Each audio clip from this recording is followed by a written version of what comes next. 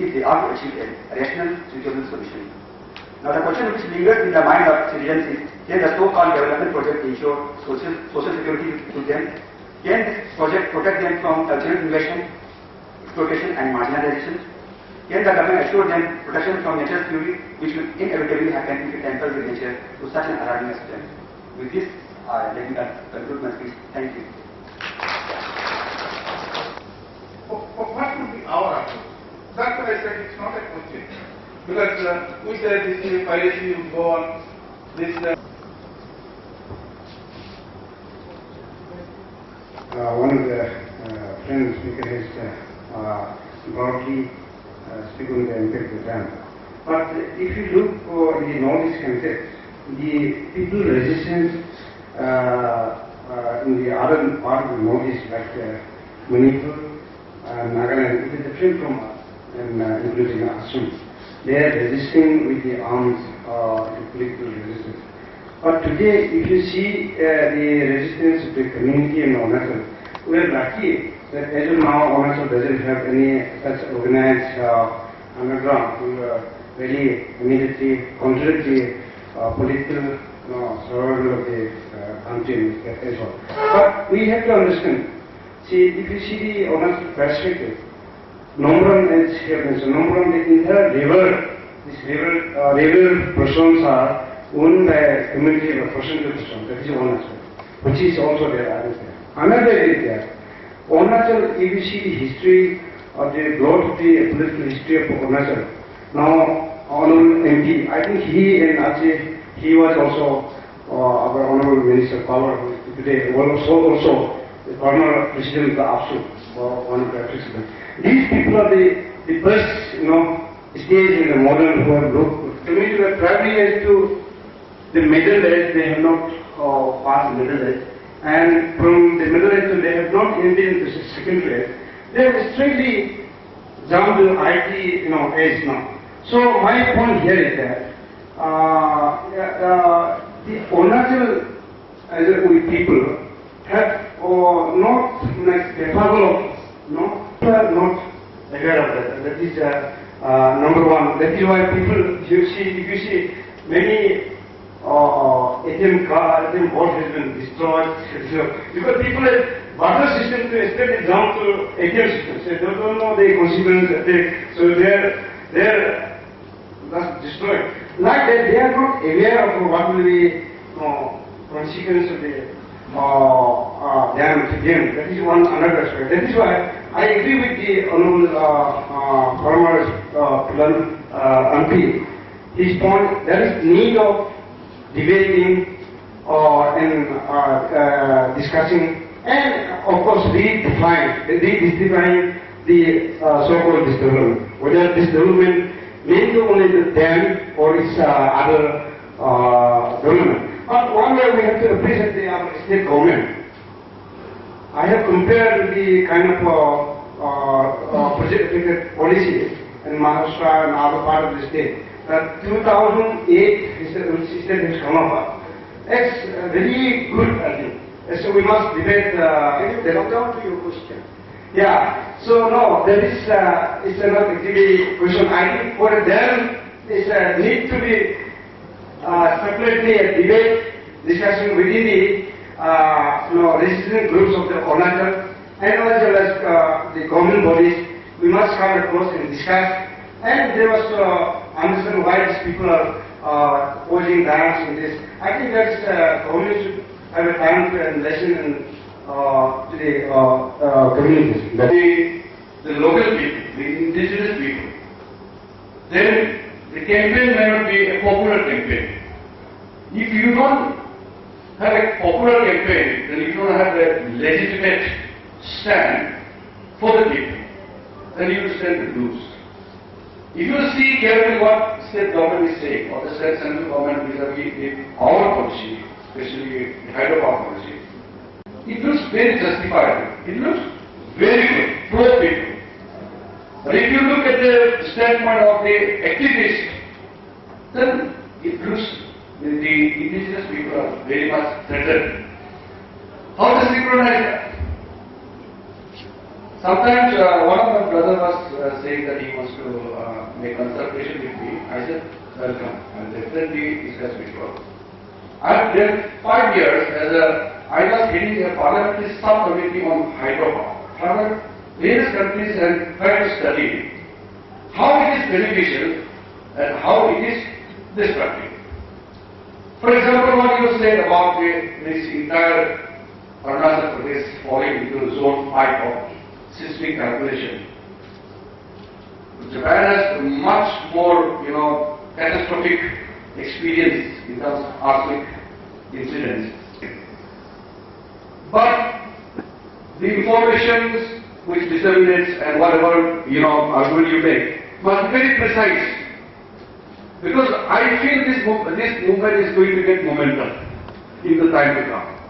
And the state government will respond. After all, state government is people's government. Government is bound to respond. But this should not be in terms of conflict, I feel. It should not be a conflict. It should be more like a coordination.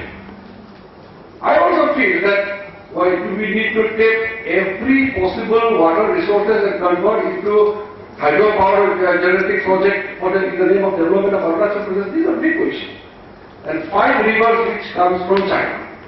5 rivers in Arunachal Pradesh which comes to our territory from China. And rest of the rivers flow within this territory of our country. For example, Dibang River, one of the largest rivers which generated within our territory. Patgohi, Siam, Tawangchu, Subansiri, Lamgyalchu, these are the rivers which come from Tibet, in the Chinese territory. So there are various dimensions. You must give more input. My suggestion is that you need to do more study, more consultation, and consultation with the experts. Of course, with the environmentalists and the social activists and every spectrum of the people. Then it will be Marco, because this is going to be a flashpoint between the state government and the people at large.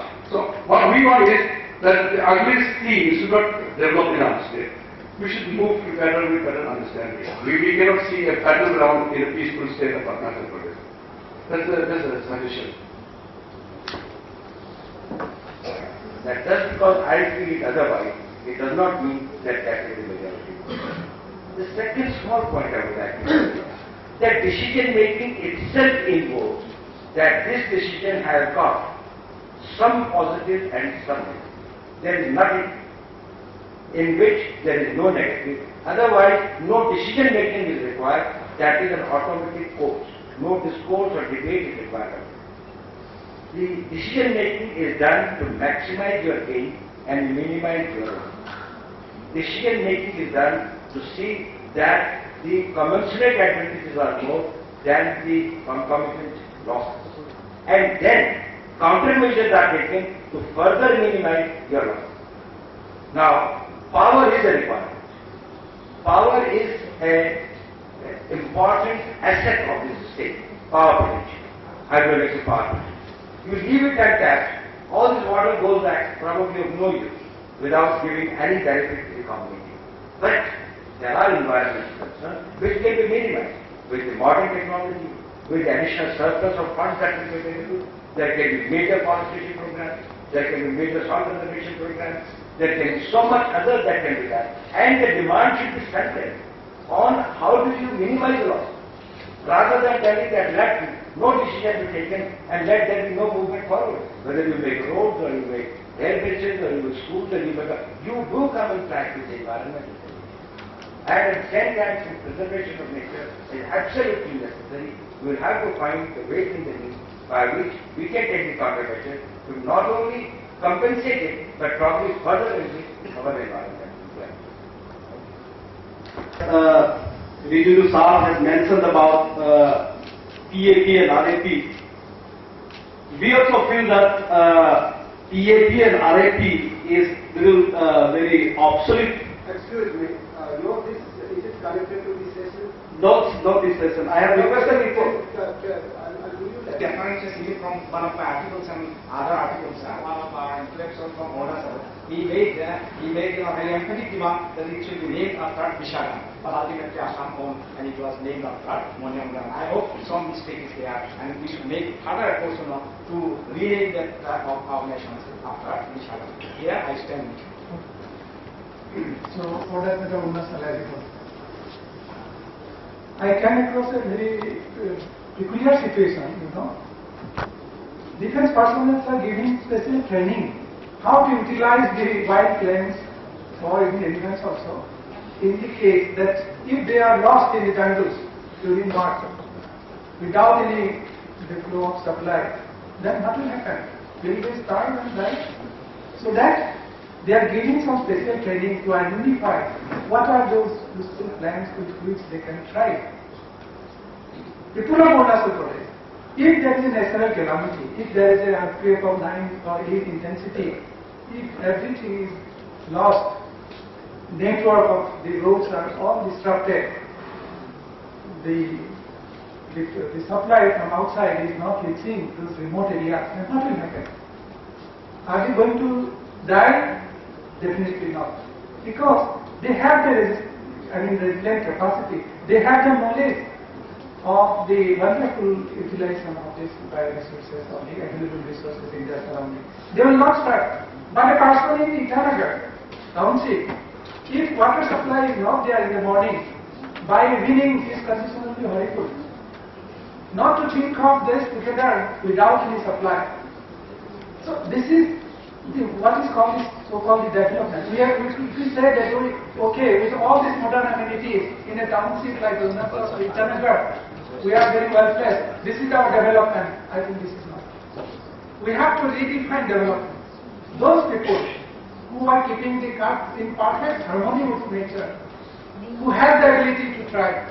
Of course, the minimum facilities like electricity, like proper education, these are to be provided. There is no need that one should come from the distant places of 200 and 300 and settle here in Canada. There is no need. Provided if the development is proper network, these sort of minimum basic facilities development should be provided, so that no one has to move from his own place. But for that matter, we need hydropower. Personally, I remember when I was a graduate student, we had a very wonderful book, Science and Literature. One CEM joke. He wrote an article, H for energy for all time. H for whether he meant the hydropower or the fission or the fusion technology, nuclear fission or fusion technology. I don't recollect it presently. But this hydropower has got the potentiality to give you the power supply. But the way this is being, the plans and programs are undertaken, I think there is a question mark, of course. This is not a point to be discussed. So now, that is what is to be seen. We are talking about the conservation of the resources, bioresources. We are talking about the documentation. But if we approach a community, okay, you have to protect this area as a reserve forest. What for they will protect? Okay? Unless the gates are done return, so definitely they will not take care of it. Because of the competition for the so-called development is becoming so competitive that everyone tries to emulate the way of living, the style of living that one sees this thing in the urban areas. A villager, definitely he has got certain right to live in the same way with certain basic amenities. So what is the alternative? Someone was telling that why we cannot have a train line up to Taman. Over the last 4 or 5 decades after independence, I think the railway system has not developed except this Guwahati, where some fast-moving trains are being introduced. No development has taken place. We are not in a position to fully convert it into the busy. Brothers, the meter-gauge line was laid by the Britishers up to Lakhimpur, way back in 1892. Where is the development? We have not been able to convert it into brothers. So something is wrong. Something is wrong, definitely. So we have to take care. Of course, there is no end to end. There are so many things. I think I have been able to give you something. You see, there are pharmaceutical companies. Dow has developed some wonderful producing the drug producing what is called the companies. Yeah. But they are not coming to Northeast. What is wrong with it? What was the Unless they come and settle, You are there not- are plenty of scope of developing these pharmaceutical industries or cosmetic industries here, but their companies are not coming forward here. They are interested in the resources, so that it can be taken out and it can Fine, that's in context to it. We are talking of bioparity. by Professor Das, especially of the medicinal values of this flora, fauna and all. And also, that it is said that if the hydropower potential, which is worked out to be 60,000 megawatt, if it is exploited, Arunachal will become powerhouse of India or even for Asia. Now, on the other hand, there is lot of apprehension, lot of concern, and especially the people of Arunachal Pradesh, particularly the youth. See, sometimes I wonder if this potential are not explored, not exploited, it will remain as a potential. These natural resources, only in paper will write that Arunachal has a rich national resources, but if it is not exploited, not used, it's of no meaning. So therefore we need to take it very seriously. This morning, Kiran Rijiju has made a very relevant observation that on any issue, if we look at, it will always have merits as well as demerits.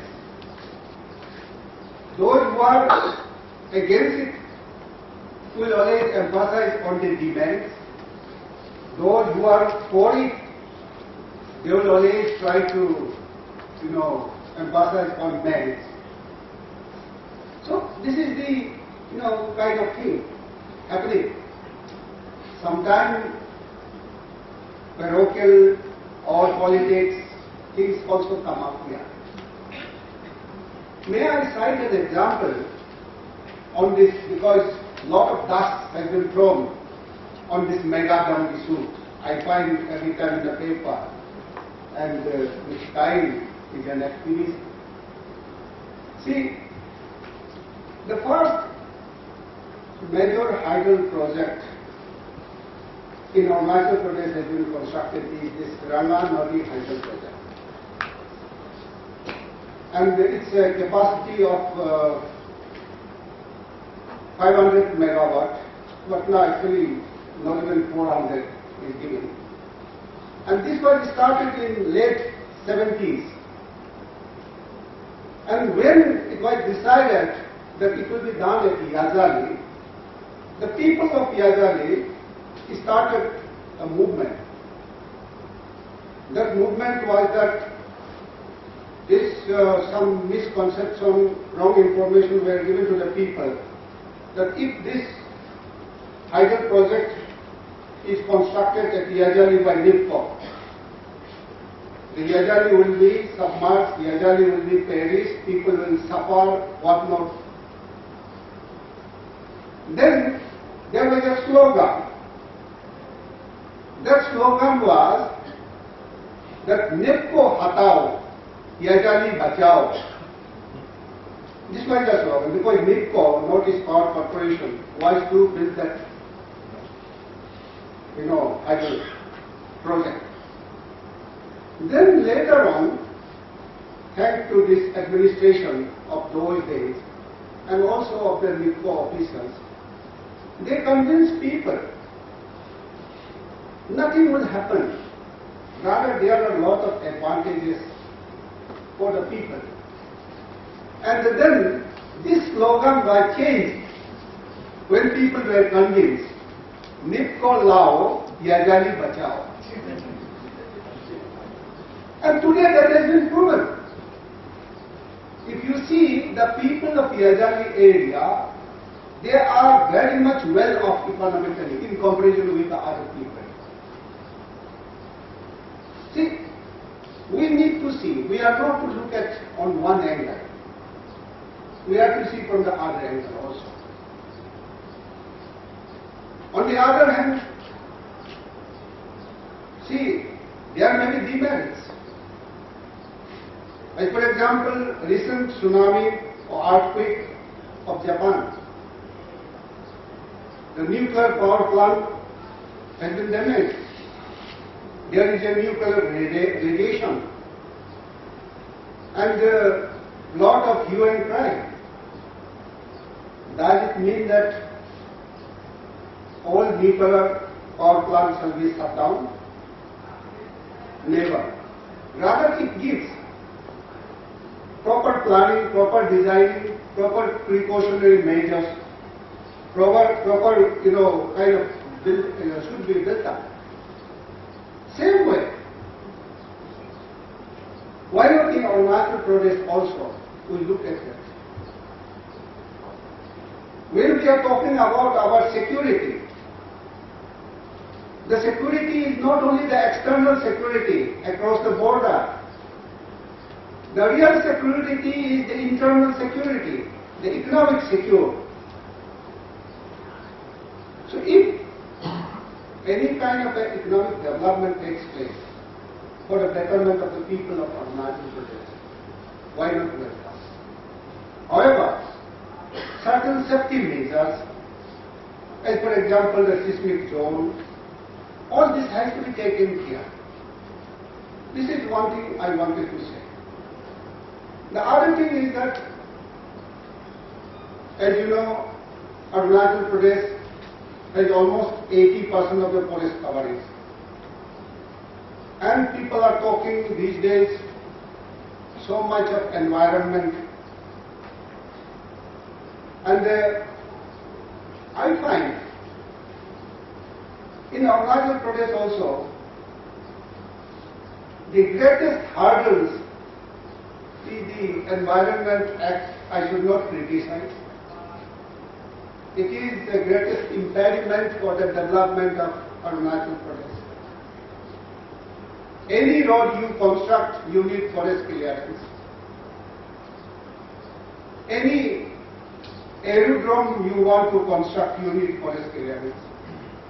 You believe me or not, that even this Itanagar itself is under wildlife sanctuary.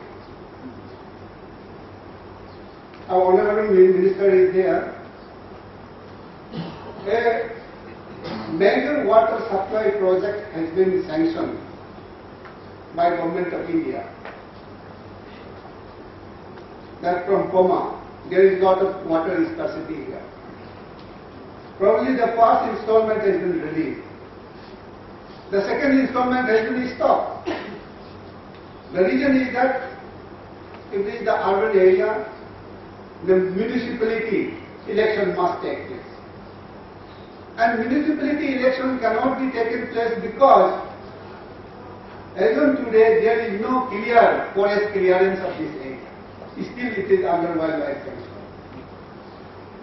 So, as the people of Arunachal Pradesh, there is a feeling that this, in the name of environment, is being not only of the Indian concern but throughout the world, and more so of Arunachal Pradesh. Sometimes question is being raised. Arunachal has a lot of greenery, lot of forest area, as I said, almost 80% forest coverage.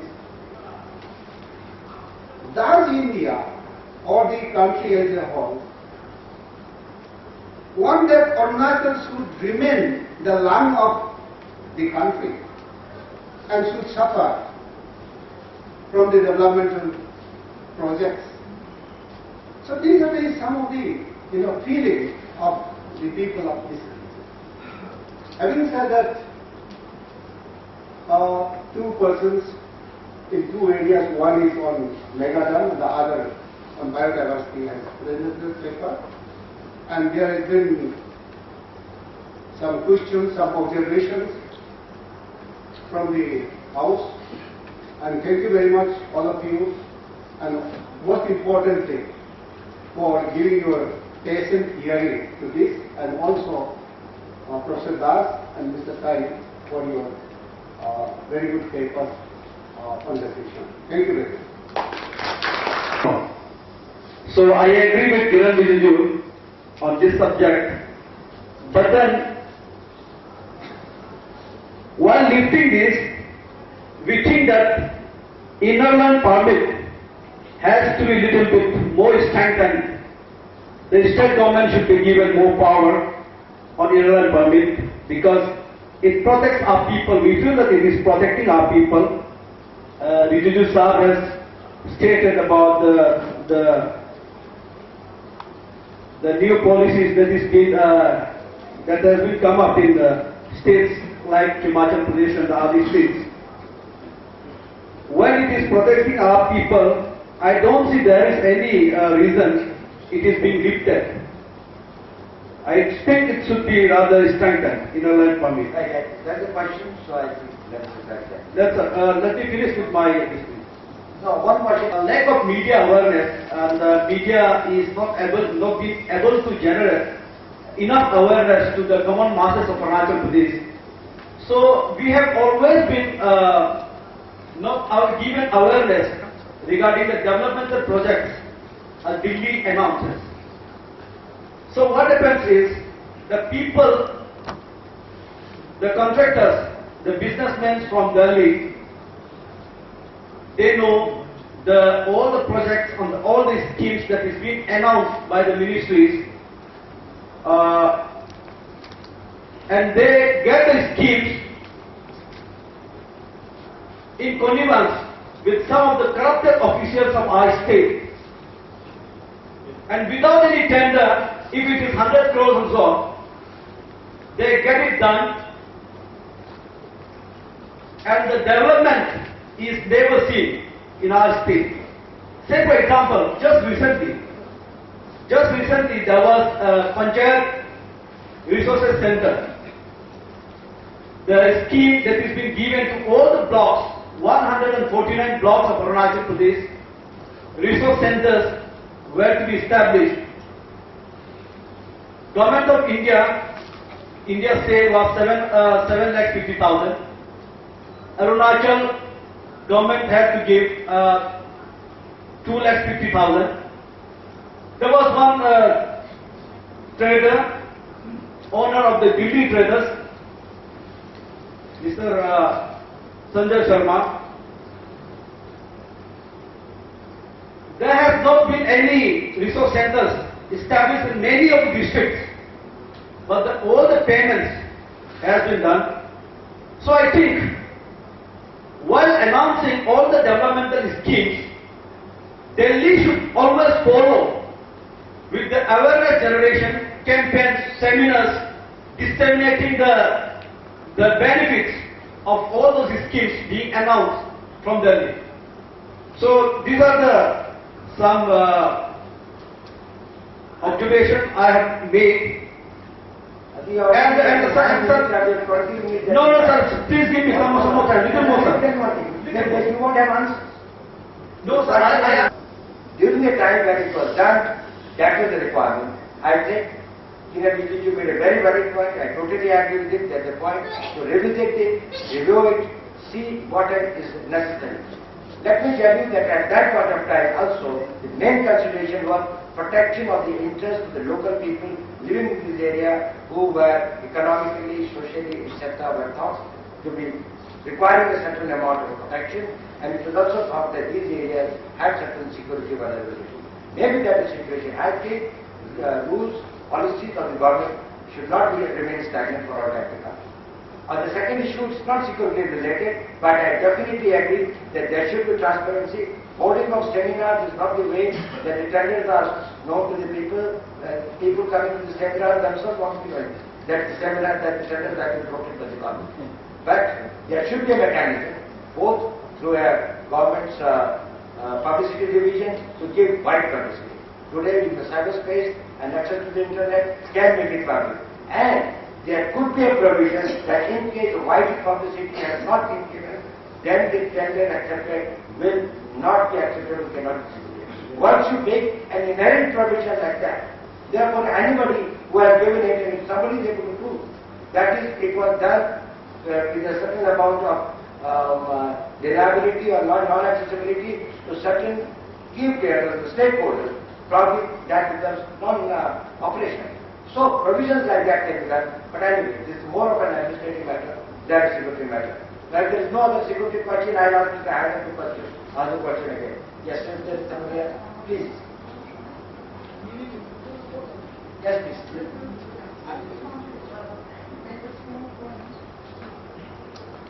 Now, regarding the mega dam issue, I wanted The last time. I know very little about the dam. This morning, Speaker, Ambassador Ramachari also had made a point that one should ask about, the upstream, Brahmaputra, what is happening upstream. Now, that is a question that has been posed already by many activists, and the response always is that it is a government of India subject. Now, when we are talking about mega dams, and people here are raising concerns, and then again the other party is saying you must go and do your homework first, when they have been doing their homework, what do you think will be the solution towards, this controversy of mega dams in Arunachal Pradesh? And one more question I have for all the panelists is, with the withdrawal of His Holiness the Dalai Lama from active politics, from his government in exile, do you think it will impact China-India relations and China's view of Tibet in the future? No, in view of history. Yeah, and Ajit Rawalji also has made a point. On ILP is for Indian citizens. And as I said, ILP was basically aimed at checking the rest of India, especially the plain people who are large in numbers, population, who cannot swamp over Arunachal Pradesh and take on rights and the demographic invasion kind of thing. If you remember what I said was, if internally regulation is strong, then even if there are only say 1 lakh Arunachalis and 10 lakhs outsiders working in Arunachal, still we will be safe. That will be only if we have a well-regulated rules or laws in hand. Of course, with effective implementation. If that is not there, then more intelligent people, even if they are 10%, they will rule the state. More intelligent outsiders, and what I need to say. So, what is more important is more awareness within our state. It should not be act as a, an isolation for the people of Arunachal for larger integration with the rest of the people. It should be a process for integration, but keeping in mind that the interest of the local people, indigenous people is intact. That's why I said, if a person wants to work in Arunachal, say for 1 year, 2 years, 10 years, there should be any bar for that. But he must take a proper ILP pass, whatever it is, required document. But if a tourist, he wants to visit, say, Tawang Monastery, he wants to visit Zero. Why should he be, made to pass through all the, complications of going through here and there to collect the pass? Come to the gate, obtain it straightforward, and say that I am going back on such and such day. Photograph, these days technology is very much there. So stand there, click a photograph, and press it there, and by the time you turn it, it's marked there, yes, the same person has returned. Because tourist within 7 days is our order. It's very simple. The PAP is very clear that it is not required at all. On the issue of dam, what I said was that I have read some of the statements of so-called activists, which were not correct. When we make statement or make our point, it must be correct. Without that, it becomes difficult to convince the people.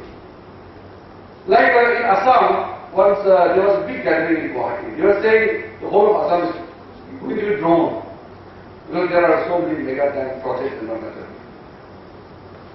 Probably in the form of Arunachal government that we are not able to convince them that most of these projects are not barren, they are not there. It's a run of the river without effective even a single habitation. These are to be brought out. But at the same time, I always make a stand that it is not required to use every basin of rivers in our national forest. Maybe we can take a care. I want to tell the activities that let us take a care. In Siam Basin, let us not make a dam which is above, say, 1,000 megawatts. Take a care. And Subansiri, let us make a limitation, no more than 500 megawatts. In my place, in Bishop District. The question was in the context of, I think if I may just interrupt. Yeah. Your question was in the context of the Chinese intervention, and since some of the sources of river is in Tibet, what happens and what are the consequences and what can be done to control that. In the higher context, I say that it is a problem that right now we do not have an international convention in which under which the defined rules about the upper approach. Number one, that we should restart. If this person was started, left halfway around the year, again they have to say, this is a problem which is coming up. India should be able to do it at the global level. Secondly, at the regional level, in this, even Pakistan is affected and Bangladesh is affected. So we should be able to make a common cause with this and thereby take it as a matter of say, because for China also, it could be a major mistake because the same rule will start applying to the rivers which go to Pakistan through India and also the rivers which come from Tibet and you will find that it's indigenous. So I think that will have to be done. But more importantly, a very deep study of the entire phenomenon will have to be done, and he made a very brilliant point. Do we really know what exactly is happening? Or are we just imagining, and whatever we can imagine, we consider it to be real or real here? You said that when government of India says that people say that it is government of India's problem. No, it's every citizen's problem. That any one of us who can give his time and his things to make a detailed study, to do the research on that subject, please come to Delhi, join the DIF, work on this project, we will finance it. We are interested in seeing if somebody can make in-depth study about it, going into the legal and international law aspects of it, going into the popular aspects of it, going also into the entire policies and statements which have been made, some area photographs which are available, and then try to make a sense, and if there is some sensible paper comes out, we like to give to the government of Maharashtra, we like to give to the government of India, and we will try to help them in making decisions. After all, decision making becomes possible and easy once it is informed. Sorry for the interruption. If power is going to shift, there are three types of power centers which are going to emerge. Not consciously, but by the dynamics of power. One is a group. As you might know, that the Tibetan Parliament has got a very complex way of representation. There are workers and the monasteries that represented in some dedicated sort of even elections, then there are nominees, and then there are nominees of the various high priests and various. Now, there is a group which not necessarily with the blessings of the Holiness Dalai Lama, but there is a group which strongly goes. There is another group which wants to take a more militant line and thinks that probably his Dalai Lama's presence had been a restraining factor, and they were both internally and globally in a position to create and conditions and situations where even if they could not get independence, they would have been able to assert their autonomy, where the Tibetan culture, civilization, etc. could have been protected better. And then there's the third, little invisible but still known, that some of the representatives who so have pro-China. Now, how the power dynamics will set, and which are the two groups and in what form they will form, that's yet to be seen and unfolded. In any case, it's a decision and policy. Let it categorize. I think we are also making a study in the DIF trying to see that what sort of polarization can take place, and there are a lot of people who are for and right now, and there are various other interest groups which are going to say. But it's an important thing, and I'm very happy if some scholar here in Arunachal Pradesh, some bright person who has understood and will understand Buddhism and how the monastery now formed and registered and what are their indicators, the website, the website, the different types of sects and others. We would like to guide them, they can work here, and we would like to help them in that. Also, that's very important for our family. Can I ask a question? Yeah, gentlemen, now I think we are going to 5 minutes to contest in mind over the mic in hand. Get the. No, he is my elder brother, he can wait to me. In fact, he is one of the young Please make short question. Yeah, I'll shoot 3 questions before I do No, that. you ask only one question. The other you ask by your brother. No, I think I can You can accommodate shoot the it. second question. Please quickly. First of all, I'm sure in last 2 days you must be experienced. Now my first question is, why isn't the topic of your seminar is development or security? And the moment you use and security, I'm sure you have people who have come down from there, you must have thought about it. So My question is, why development and security? Why not development or security? Of the topic of the seminar. Now next question. You talk about international security concern and especially emphasize on border management. To me, I'm also new to state. It's been about 2 years. Why not India's national security seriously with special emphasis on border management? Because if we are concerned, if our nationalists are concerned, we are more cynical and more concerned about the attitude of the bureaucrats and the technocrats in New Delhi, which right now you pointed out. The moment you talk about any development agenda or government's funding, you ask any politician, you ask any bureaucrat, state level bureaucrat, it's about it's all about.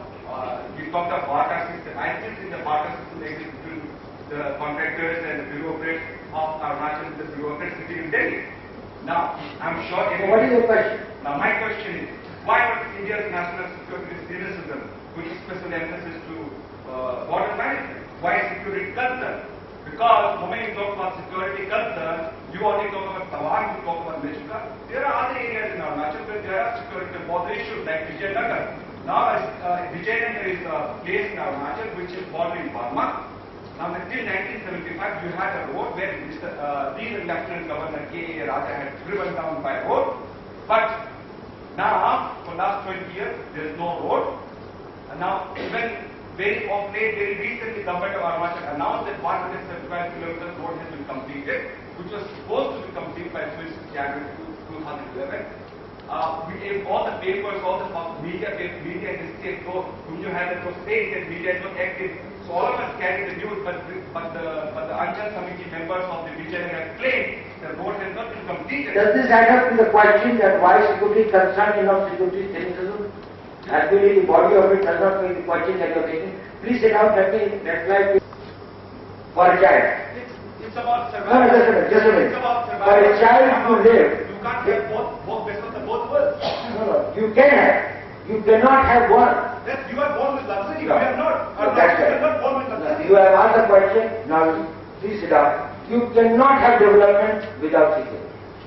You cannot have security without development. Your child cannot live without food.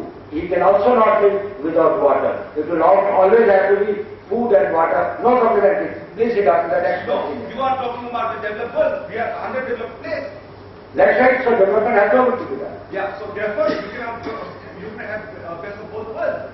We have to have the best of the world. Best of both the world. That's what It I'm has to be development and No, I have not exact question. Just I don't require the ISP TAT. I strongly still protest is required. Will not allow them to start just because, as you know, government has we don't have any mechanism to protect, and so will not allow to just to start out this act, because you see the typical population and all the district headquarters. Now it is tribal population are reduced to 40% now. And I said it is no, required. understood. No, you said no, prefix is not Probably did not hear it properly. That is exactly. Second thing, sir, I want to say a second point. Is the security, that is wrong. That is, here is a contradiction here. No, you don't understand the tribal interest and perspective here. You know the global interest and national perspective, which immediately contributes to tribal, right over the resources, which means the dam. Now, integrity or security, that is that government, the maybe a central government is guarded to the guard the all regional projects. So which will, that will militarize totally you will militarize the indigenous community here. So I heard That is a rule, I think that. China. Now they want to build roads because of China. So So just tell me what we have to do. No, we means what? As you, as Arunachal. people of Arunachal, and what? Yeah, what we are seeing is that our entire developmental policy is set upon China and Tibet. That's it. What is unnecessary? I think it's a very good question and it's a very constructive. Living in border areas is to remain highly vigilant, keep yourself abreast and alive of your surroundings, and build up the will of the people around and make them realize that they are secure. Help security forces and security apparatus in any way that you want for any enemy sources, for any enemy distinct. Once they know that there is a determined human population on the other side, this is one of the biggest deterrents. Let me tell you this as a career intelligence officer. Of the various things that is this thing we talk about, the terrain, we talk about the shifting and others, what is the mood and temper and will of the people is extremely important, and therefore it is very, very special responsibility of every citizen, probably every academic institution, schools and colleges. Vivekananda does a lot of good work, but also the youth in particular, to unite and build up the spirit of country. The second is that some of the people who would like to undertake very special research and study on security related matters concerning specific areas. I am not talking about the total national security. It may be the border area of about 48 kilometers. What has been the development there? How are the people? What are the tribals living there? What are their customs? What has been the history? What has been the people on the other side? What sort of geographical layout it has got? Carry out these studies. They are extremely useful studies. Nobody can do these studies better than the local people. And now that I find there is so much of a talent here, you please do that. We will purchase it. And we will give you the synopsis that how these area studies or these studies are carried. You know, if you are doing about esoteric studies, about the Algeria's foreign policy towards Morocco, and then you are interested in that and you have seen Algeria or Morocco or you have got any this of it. This is right there and now. You can relate to the people, you can talk to the people, you can know what was their history, what was their anecdotes, what was their culture, what was their way of life, what was their food, what is their daily calories that they take, what is their economic status. This is extremely relevant.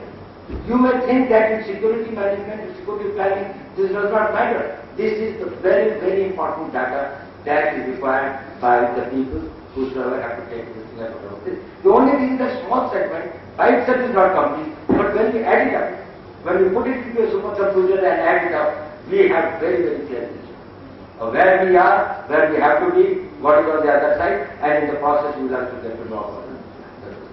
The third is this, that I think, that's my view, and I think I've taken this view from Sri Vijay Kapurji also, because he had been mentioning about it, and the more I think about it, the more I realize it. Governance is the good governance at the micro level is the key to security. Even at the macro level, there is nothing that we can do. We can replace what happens at the police station level, what a beat constable does, what your district administration is doing, what is the relationship between the administration and the citizenry, as Mr. Kapoor was telling, that Arunachal is very, and what kind of favorable to it. That is, there are very good relations with that. Build that, help that administration. Don't take a confrontationist. Help in good governance. Help them in saying, how can they give you the better governance, a better delivery. The administration, and it is a political statement. I am not talking about the politics one.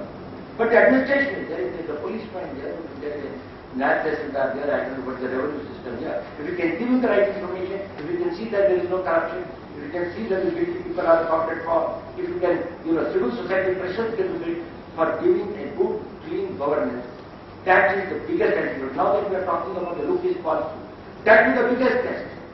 If the northeastern states are able to administer and govern themselves well, this will be a great boon. If it is not, it may create problems of even surplus money coming illegally. That is itself a highly destabilizing force. So I think there are plenty of things on the agenda that we can do. I am very sure and hopeful so many youth here from universities and colleges and also the senior professors, they will train the people and motivate them to undertake these expeditions. I will thank you very much. I don't think we have got much of a time, sir. I will, since I was the guilty man of the last session for not having taken the questions, so I think I have done a little bit of this, though we can probably talk on the tea table and further. Thank you very much.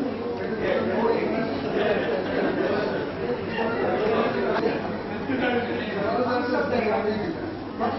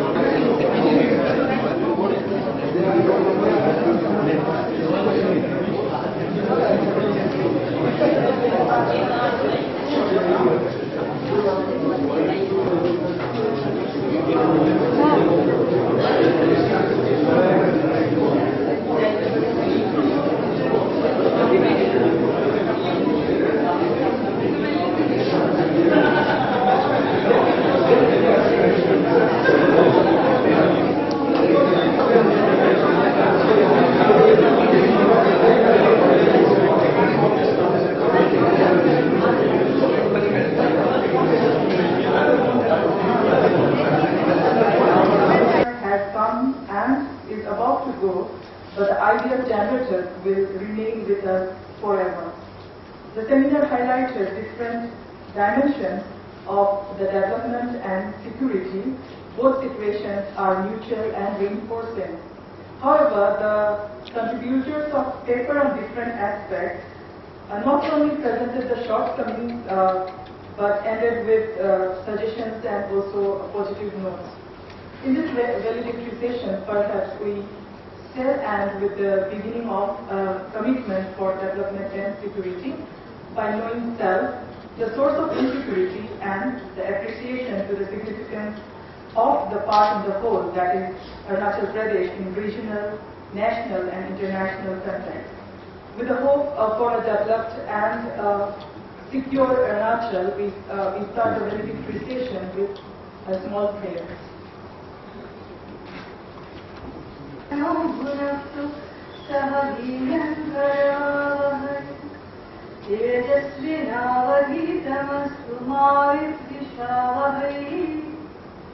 Om Shanti Shanti Shanti.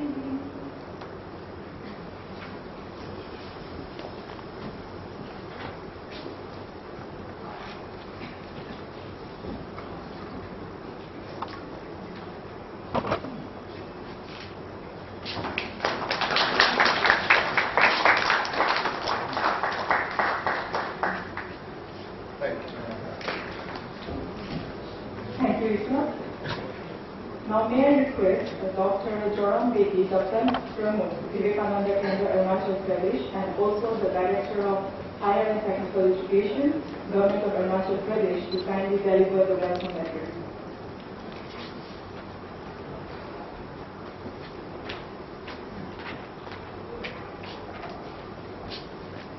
Honorable Chief Guest of the Council, Sri Jagam Ramlin, Honorable Minister Power,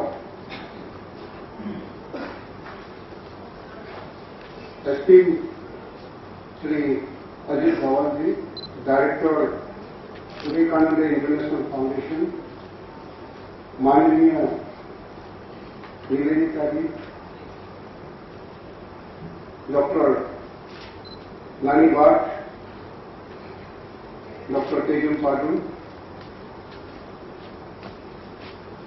very distinguished persons on the other side of the dais, especially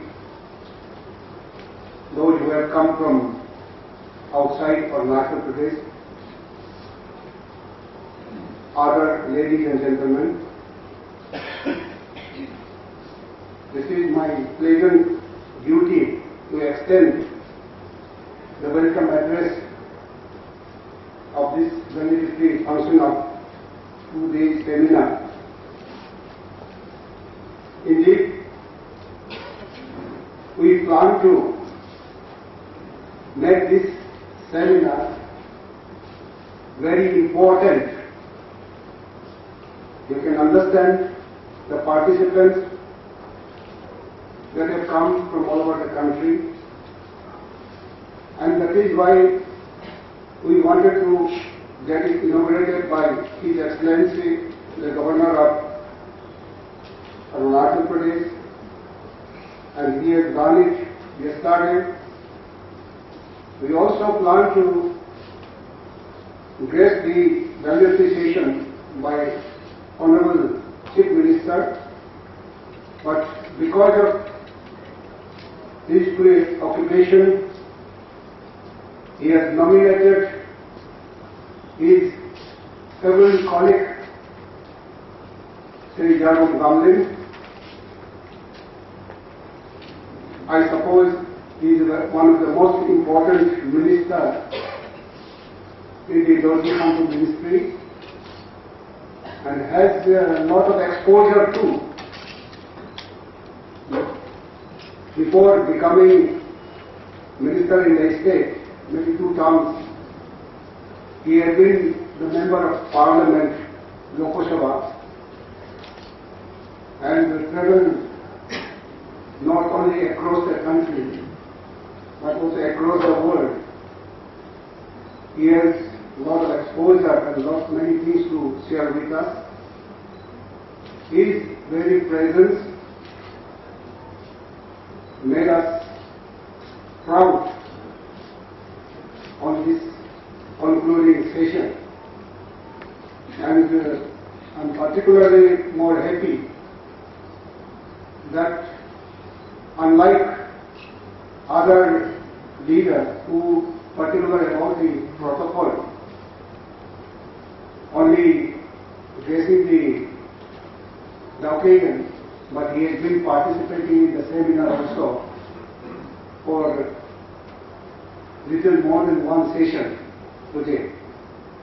My hearty welcome to you, sir. Indeed, I missed the occasion yesterday welcoming the other dignitaries. I think I must say that this national seminar on development and security, this has become a very high profile seminar in terms of the participants, the quality of participants. Especially we have the chairman of DIF, Admiral K.K. Nayak, who has been the Vice Chief of Naval Staff. We have General Swami, who has also been the Vice Chief of the Army, and I met Ambassador Rangacharya earlier. In fact, we had a past kind of a discussion about Arunachal and about development security 2 years back. And when we presented Arunachal Pradesh, Ambassador Rangacharya was the person to preside over. And this seminar has been voted from that day itself. And a very scholarly person who is supposed to be specialist on China, who has been the Indian ambassador to France as well as Germany, is with us here. Besides that, our old guardian, Vijay Kapoorji, the former Lieutenant Governor of Delhi, is also with us. And then we have other dignitaries, especially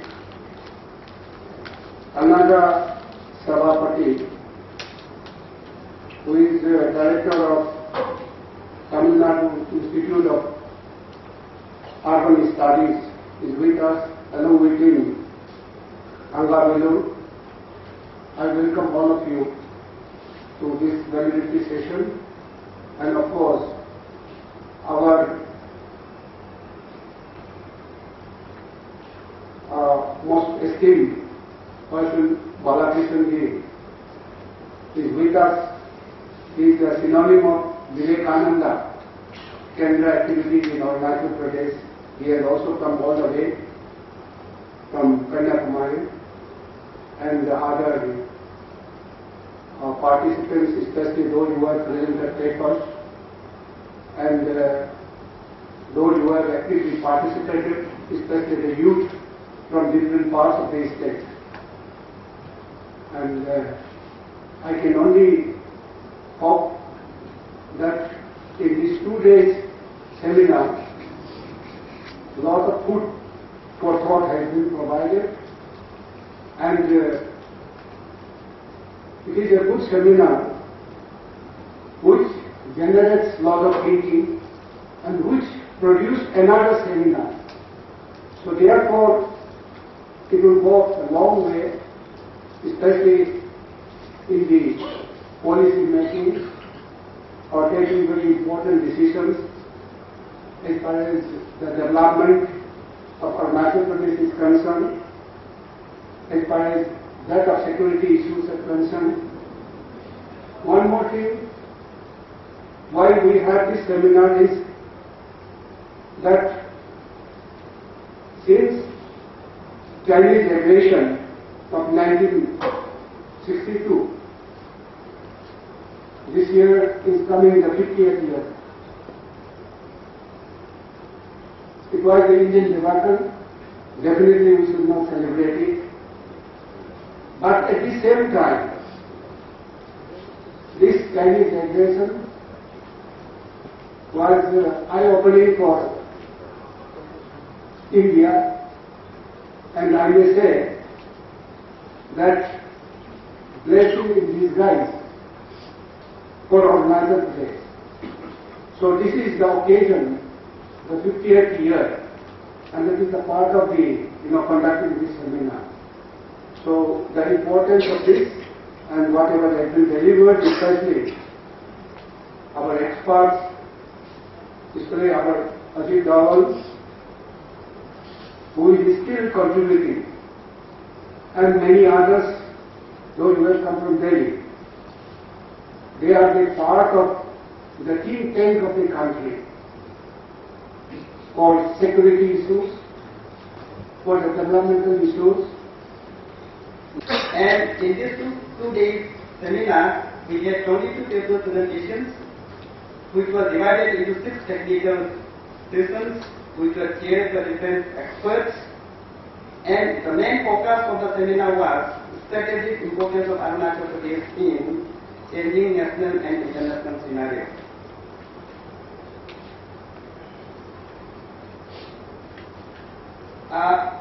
The program started with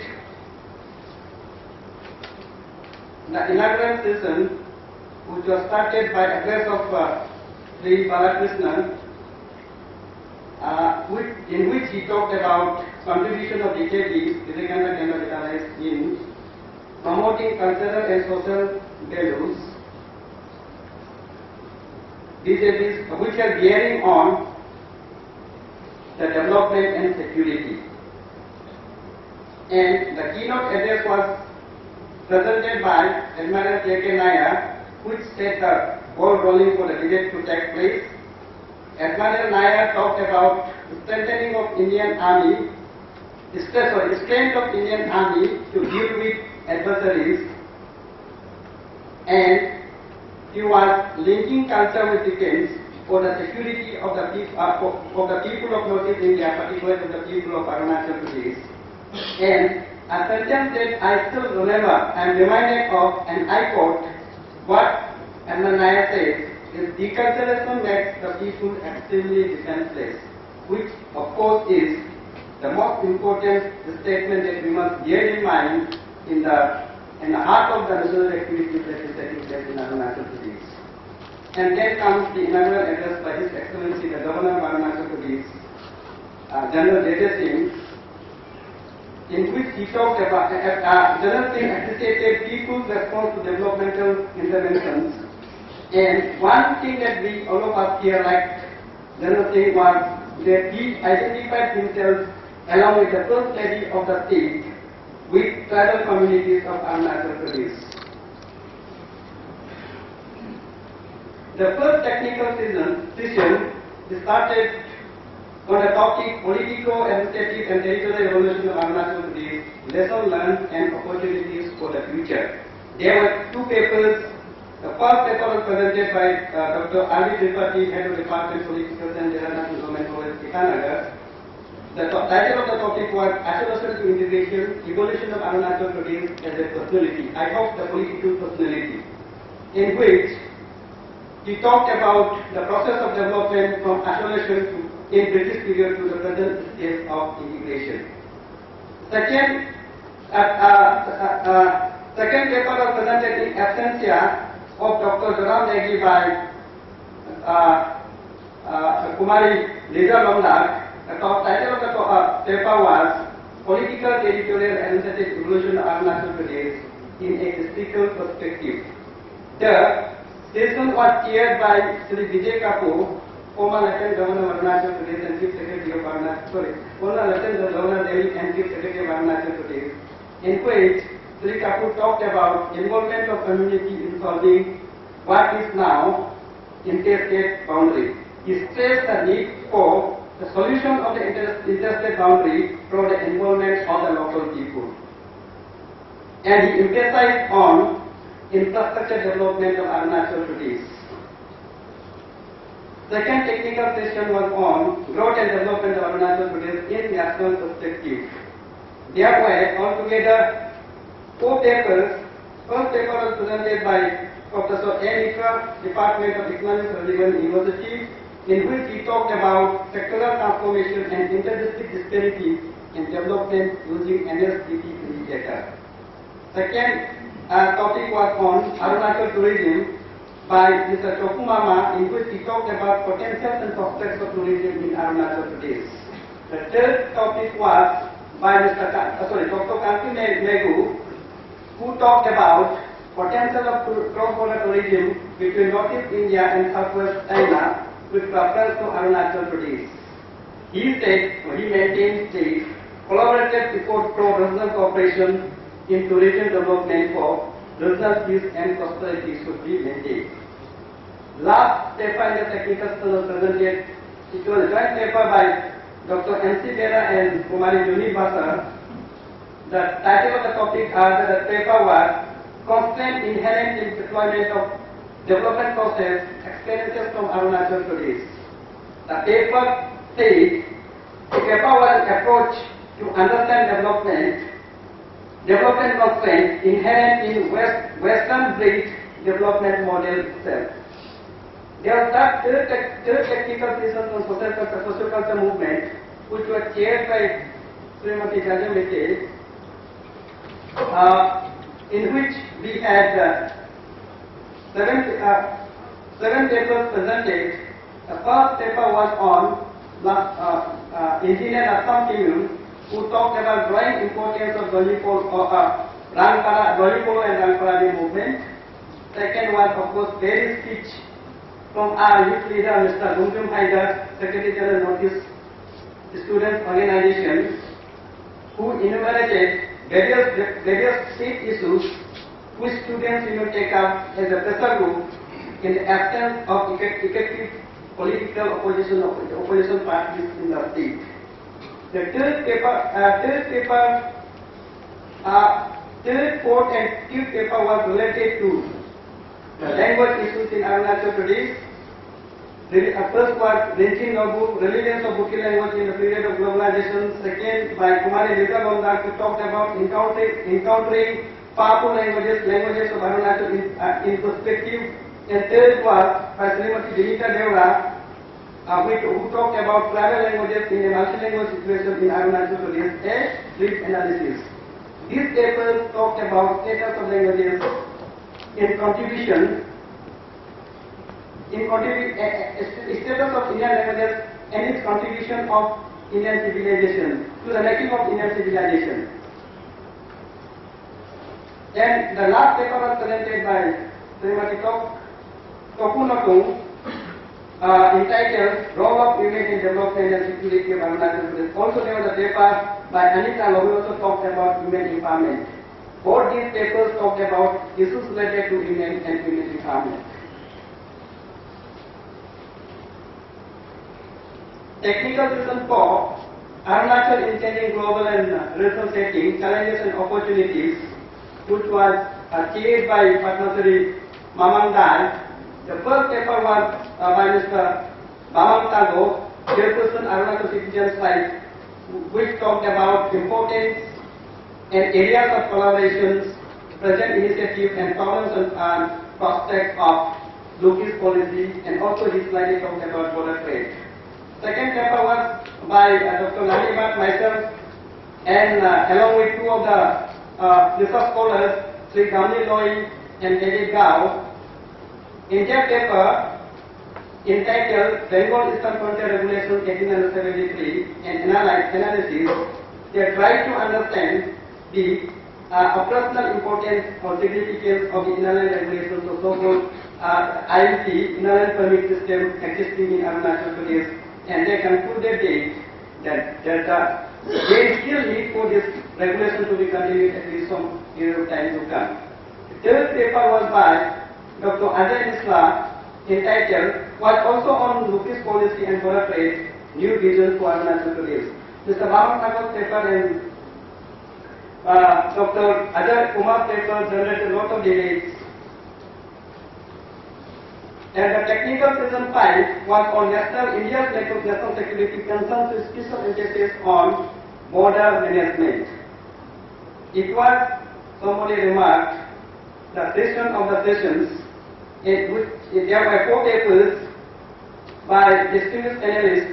First was Lieutenant General Soni, who said the inadequate political understanding of the region in 1960 had been one of the concerns of the policymakers in New Delhi, and cautioned that he warned that in dealing with China, we should be very, very cautious of exemplifying the Tibet situation. He took the situation of the Tibet as example and said that in dealing with Communist China, the government of India, for that matter, anybody has to be very careful about that. Ahmadabad P.C. Pangacharya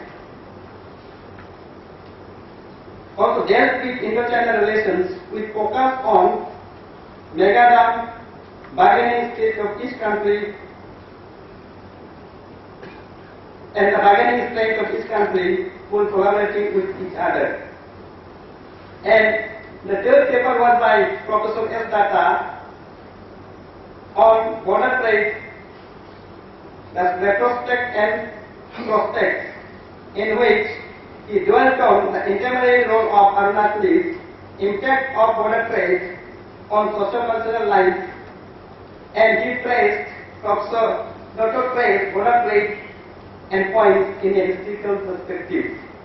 The last paper of the session was by Kiran Rijiju, former member of Parliament,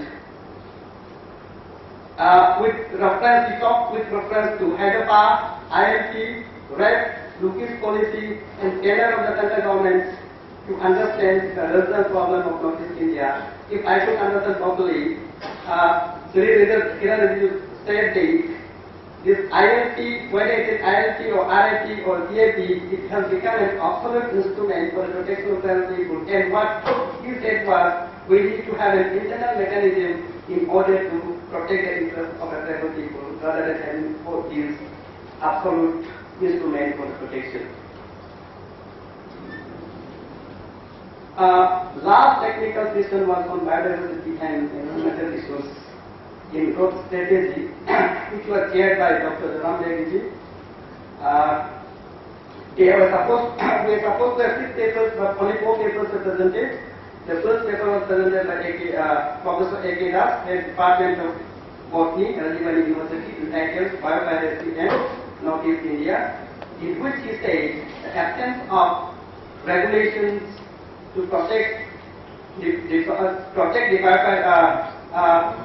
the problem of biodiversity is the main problem in Northeast India, particularly in Arunachal Pradesh. And the last paper was presented by Mr.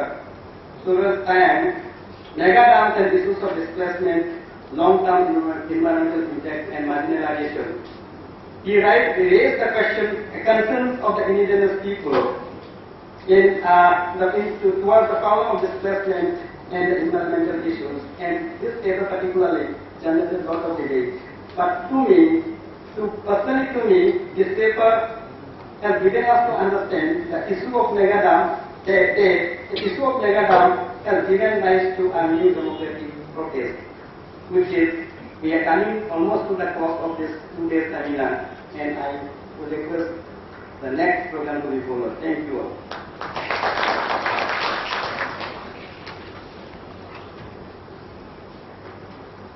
Thank you, sir, for briefly summarizing the proceedings of the seminar. Now, may I request Sri Ajit Doval, the former Director of Intelligence Bureau and also the Director of Vivekananda International Foundation, New Delhi, to kindly say a few words on the occasion.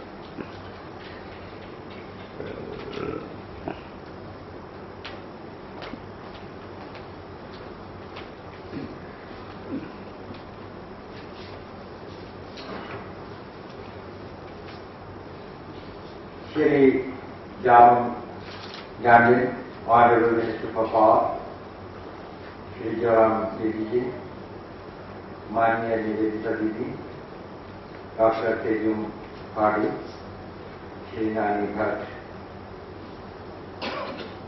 dignitaries, distinguished ladies and gentlemen. When we came from Delhi 2 days back, we were looking forward to a very eventful and easy seminar, but Ambassador Rangachari and I had also thought that if we get some time, we'll go to the market to buy some souvenirs for our granddaughters. Probably we voluntarily decided not to go there because we thought that there was much more to take home from this interaction for 2 days with such distinguished people that we had the occasion to meet.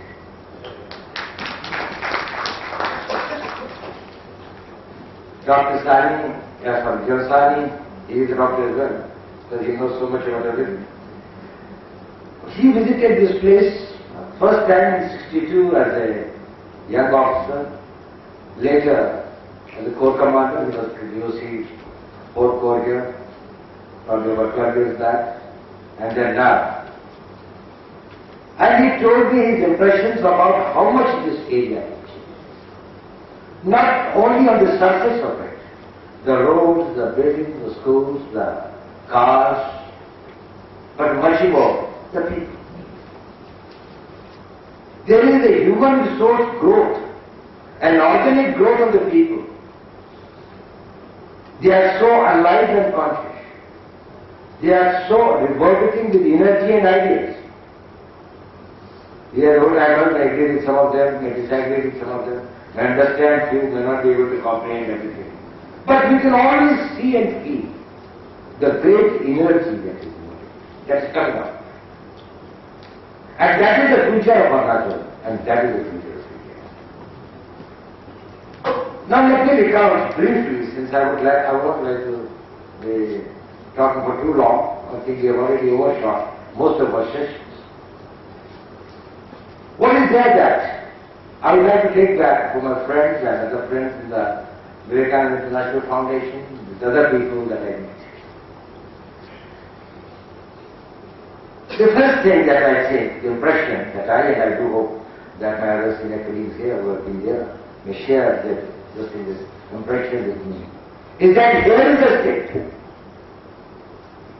which has got the brightest future amongst any of the Indian states. It has got a lot of advantages to its people. It's peaceful.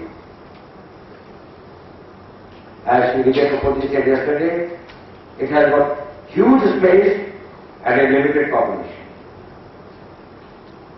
It has got generous assistance and especially this is from the government of India, both as a border state and also as a state. It should be rewarded for being peaceful and for making big strides.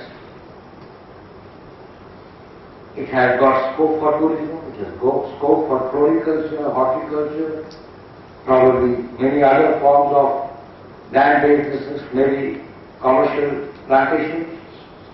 It has got future with people like you, with people like some of the scholars who presented the papers here, to produce some of the finest brains to lead the country and contribute. So this is the first impression that we carry is about the people. That this area, this land and this people really have a very great future. There is also an impression that we get is that they are, while quite concerned about their immediate surroundings, about Arunachal, they do have a national perspective. Even when you are critical of Government of India, you are talking in the access and dominate, in the framework of the government, in the framework of the country as in totality.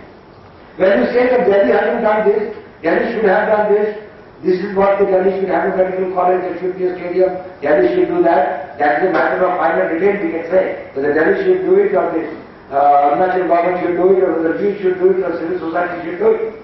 But the fact that you think that the nation is the largest player, you think that you are also the stakeholder, and you think that the state government is also both a stakeholder and an important player. This is what makes the country a democratic vibrant.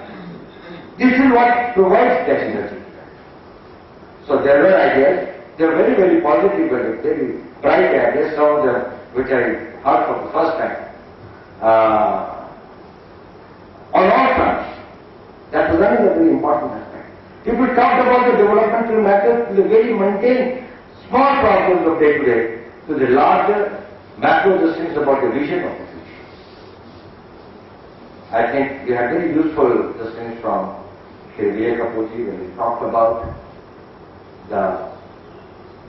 how the state started with the vision, how the state has got that we could establish an ideal town here, giving the task not to the PWD engineer but to the town planners. How is the great scope for the power generation here, tourism, food, culture and everything. So he gave us, that is how a vision can be prepared. But in addition, I find that most of the local speakers came out with very, very bad ideas. Then I think on the civilization issue. People are alive about the languages that their ancestors spoke. People are not only alive, but also concerned, can they do something to preserve it? Even the languages which are spoken by people as small a number as 600, I found that there was an effort. This is what preservation of the cultural heritage is all about. This is what India's greatness is all about. If we had to make it a flattened drum and only to focus on economic progress, probably we might have made as great a strike, if not more than China. We had a better and more educated manpower. We had the English language admitted. We had a better thing. But no, I come from a border state like you. I come from Uttarakhand. I'm a hillman like you. But I find that this is the area. This is the place. I've lived all my life and worked in the rest of India. I preserve everything that is our way for. And this is what this multi-dimensional growth, preserving all that is vital for our existence. That is the uniqueness of it. That is the uniqueness of the Indian experience of growth. It may be 5 years delayed, it may be 10 years later. But if we grow, adding new things, we do not allow the old things which need to be preserved, our heritage, our culture, our civilizations to die. It was good to see.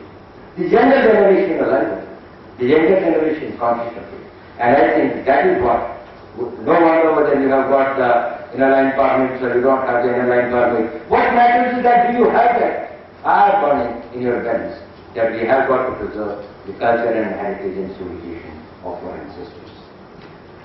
I will not elaborate too much on the security point because I think that was a session which was chaired by me and was quite taken the longest one.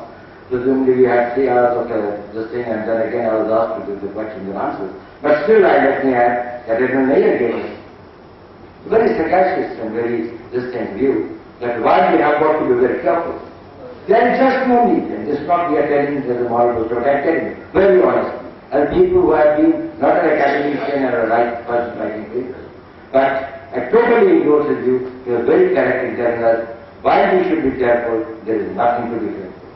India has got a bright future. India is a great country, progressing at one of the fastest states in the world, may not just the single China.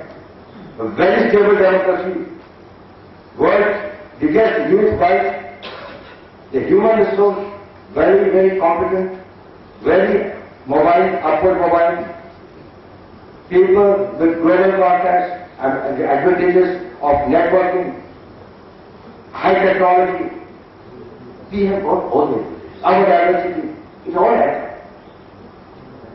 We just have to apply ourselves with total dedication, commitment and motivation. As Balakrishnan very rightly tells us, I think I totally endorse, that is the national security is directly related to the civilization values. We are connected. Is the only youth in this country prepared to make himself a better citizen of India tomorrow than what he was today? Does he have the desire and the fire in him to contribute, to give more than what he gives? Let the 120 crore people decide to give to this country, to this land, to this heritage, more than what we take out of it. I think we will make it a great case of the world. These fast-track people do have some achievements to show in the short term, but in the long run, the trees which have got the deepest roots, they are the ones which survive the longest. Let us not undermine this thing of our roots. There can be some high climbers, they may have climbed, they may climb faster. The long-living trees grow slower. They have got deep roots and they have got long life. I think with these words, I would again like to thank the Vivekananda Institute of Culture. I welcome all of you. Last time some of you came to our foundation in Delhi. We are always delighted to have. I think Kiradiji has been a very inspiring force. I think I really found a politician of his vision and his clarity of thinking is remarkable. On any subject that affects us, I think it is very, very great, and we are very grateful to him for his contribution and his inspiration. And of course, Vivekananda has always been part of us, so I would have to thank Balakrishnan and anyone else who are part of us, and we probably are part of the same team. But I must thank all of you who patiently have been here and contributed tremendously to the success of this seminar. Thank you very much. For the great appreciation that you have shown on us and also for the encouragement. Now I'll like to request the Honorable Minister of Power, Mr. Jarman Kami, to kindly deliver the valedictory address.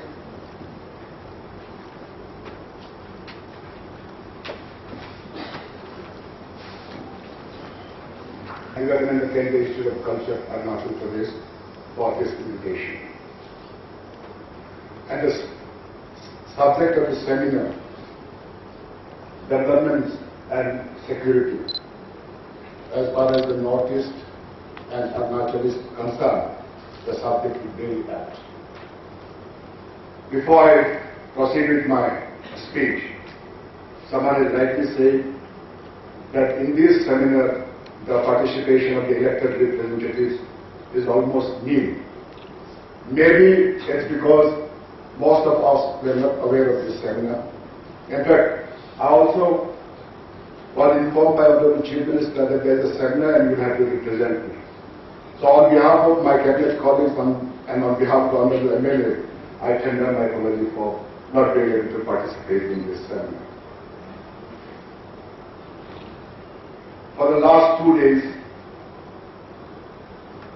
I've been closely following the proceedings and getting updates. I'm enthused and aware of the many concerns expressed by various persons on issues confronting the state. Also, I'd like to assure you that the government is also aware of the problem that is being confronted, but we are trying our best to solve all the problems, but only thing is we don't have the magic wand, so it will take time. There has been a shift from electoral politics to developmental politics, from microeconomics, micromanagement to macromanagement. After Mr. Khandu took over the reign of the government, development has been given the utmost priority. Electionary politics have taken a backseat as on date. The government of India also has pumped in a lot of money for the development of this state. But it will be up to us how we manage the resources that is available to us for the development of this state. Forget the elected representatives, the civil society, and everyone, every Arunachalist has to take active role and active part and to ensure that there is no mismanagement in utilizing these funds. Now, Arunachal had problems of communication. The Prime Minister was very kind enough to sanction us almost 22,000 crores for Trans-Arunachal Road and other projects. And today, in some places, the work has started. Now, asset creation is there. For the first time, we are going to have a permanent secretariat and assembly building. Then resource mobilization is there. Then we are giving importance on PPP models. Like in some of the health sectors, some of the public health centers have been given to organizations like Future Generations and Voluntary Health Association of India. And in terms of e-governance, we have started the state-wide area network. So these are the changes that are taking place. Now there have been reference to the dams by many of the speakers, and today in Arunachal, this is one of the subjects which is in everyone's mind, and the government is also aware of the reaction of the public. But we must realize one thing, that Arunachal does not have resources of their own. There are a few things we could have done, was the jungle, the forest of Arunachal, but because of the ban on felling of timber by the Supreme Court, the only other two options left are tourism and hydropower. So, government has to harness whatever resources we have today, and hydro offers the best opportunity. But we must realize one thing. Some of the NGOs and the civil society at times give the impression that this government is an agent of exploitation. But I can assure you on behalf of the government that we must all work together. If there is some problem, we must discuss and sort it out. Because concerns are there everywhere. But these concerns can be addressed jointly. In terms of signing of MOAs, you have all said more than 100 MOAs have been signed. So Arunachal will have problems. Local people will be marginalized. There will be demographic change. These are things to be discussed. But I can assure you one thing, that MOAs were signed on the basis of PFR, pre-feasibility report. But when we signed the MOA, we ensured that these developers prepare a DPR, detailed project report. Now, there are 5 major basins in Arunachal, and in collaboration with the Government of India, teams have been set up for basin studies of all these 5 basins. Once this study is completed and the report is submitted, Though we have signed MOUs with private developers, we could always going for change, incorporate new things which the study in requirements. So this has to be taken care of. And in the field of security, everyone has talked, we have internal problems and we have the external problem from China. People have talked about the special visa and other things, but I'm sure the government of India is taking care of it. And as far as we Arunachali's are concerned, we are Indian first and Indian last. This message is quite clear from our side. Iraq and Changlan today have problems of underground elements. And these are this is spillover from the Nagaland. So only our request to the government of India, on behalf of this government and on behalf of the people of Arunachal Pradesh, is that a solution must be brought around between the Naga underground and the government of India. They have ceasefire in Nagaland. They have ground rules in Nagaland. They are supposed to be staying in their designated camps, but they have all moved into Arunachal. The ceasefire agreement is not tenable here in Arunachal. They are extorting, threatening the officers. That is why, where many of the officers are not willing to be posted to Iraq and Changlan because of threats from the UG agreements. So this, as I have said, distinguished dignitaries, those who have come from Delhi, when you go back, you also must convey our message to the people in Delhi and apprise them of the problem caused by the underground elements in Iraq and Changlan. Now, internal security of citizens.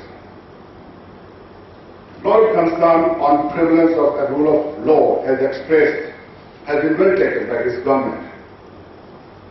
We are making efforts to streamline the police department, but in this also again appeal to the people of Arunachal that we have to work in partnership. There have been communal conflict in few places, but here I must appreciate the role played by Arunachal Indigenous Tribes Forum. The Students' Union is a strong union wherever it has been. Ashram movement in Assam laid the foundation of the students' movement in Northeast. But we must realize one thing, that the Ashram movement started with great promises, but ultimately nothing came out of that movement. Only thing those who participated in that movement became leaders, elected representatives of the state. But you must realize one thing, their demand as a student union could have been fulfilled there by them when they were running the show in the state. So it's always difficult for a person in the chair to solve everything in one go. In Arunachal today, the major problem that we are facing is the mushrooming of unions and associations. Most probably we have more unions and associations than the population of Arunachal today. It is the duty of the civil society to ensure that there is no mushrooming of unions and associations. You have unions and associations which comes up for every issue, the next day it is missing again. The government, from our side, we are making all efforts, but we need your help. The government alone cannot do all these things. Now regarding the youth of Arunachal Pradesh, this government is planning to have youth development schemes where we would like to involve all the youths of Arunachal. So in this in partnership with the government, the youth could play a major role in bringing about changes in terms of social and economic. And the government of Arunachal Pradesh, for the first time, has brought about gender budgeting in the State Assembly. The fund allocated is meager, but it's a beginning, and I can assure that in years to come, the budgeting will be more, the budget will increase, and the participation of women in all walks of life will improve. Then there has been discussion on loss of language. We must appreciate that in an increasing age of globalization, these changes take place, but we have to respond to it. We have to strategize. We have to evolve new ideas how to counter it. The government is serious on promotion of native languages. We have started the beginning of introduction third language in all the schools, wherever the tribes have decided to have their third language. And this could be expanded to smaller language communities also.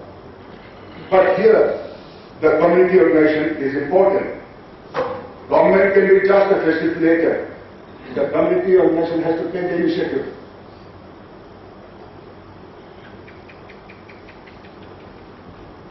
Now,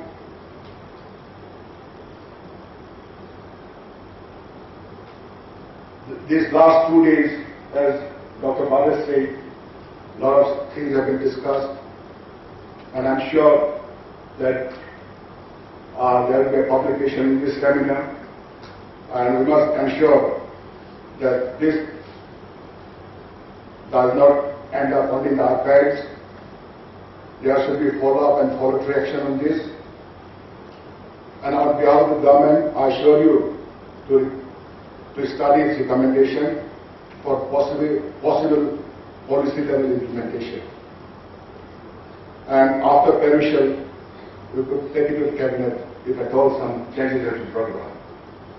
Last but not the least, I thank the organizer for this opportunity, and I also thank all the participants for giving their valuable time to bring about certain changes in terms of development and security in Northeast and Arunachal. Thank you very much, ladies and gentlemen.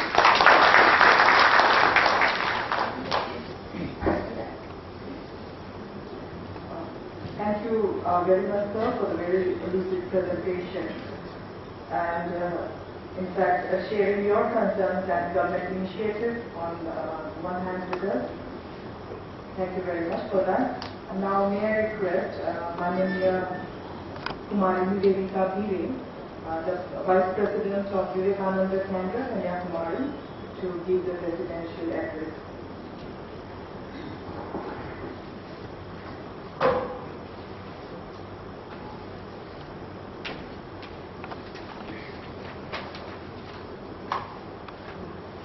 Honorable Minister of Power, Sri Ganesh, respected Ajit Dovalji, Director, Vivekananda International Foundation, respected Dr. Bedi ji, Pranta Pramukh, Vivekananda Kendra, Arunachal Pradesh,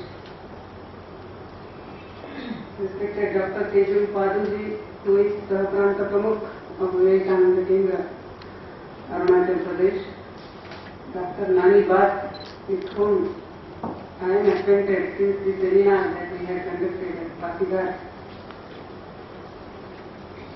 The distinguished guest scholars who presented papers here, and my dear sisters and brothers, since yesterday we have been deliberating, discussing, presenting on this topic, development and security. So many dimensions, perceptions, experiences, thoughts, concerns have been shared by all. I would also just like to add few points, my own thought perception. I would like to share with you all. You know, yesterday our journey started of this 2-day seminar with Mananiya Sri Mayor's remote address, and in that a very common sense definition of development was given by him. That we all want to have a comfortable, peaceful, purposeful life, which is relevant in time, and we don't want it only for ourselves, but for our children, our grandchildren. It means what? We don't want to exhaust on our community resources, cultural resources, natural resources to make our life so comfortable that the coming generation has nothing left. We don't want it that. As it was mentioned today by Sri Kiran Rijiji, that we want sustainable development. We belong to a culture which is undated and undateable, and we want this flow of this great inclusive culture to go on, and that culture is represented, reflected, lived by the coming generations. And therefore the development that we want is sustainable development. Now when we come to the concept of sustainable development, you know, the economic development, you can have this authoritarian rule. Just you take the land within 1 week and special economic zones are created for dams or for those that is done. And then from inside the implosion starts. As you know, in China already 18 attempts are banned for discussion in media. Whether it is debate, whether it is what the unrest of the farmers, the disparity between the rich and the poor, and so many. 18 topics are banned. Or whether it is done during the imperialism by exploiting the colonies, the so-called third world countries, their natural resources and everything.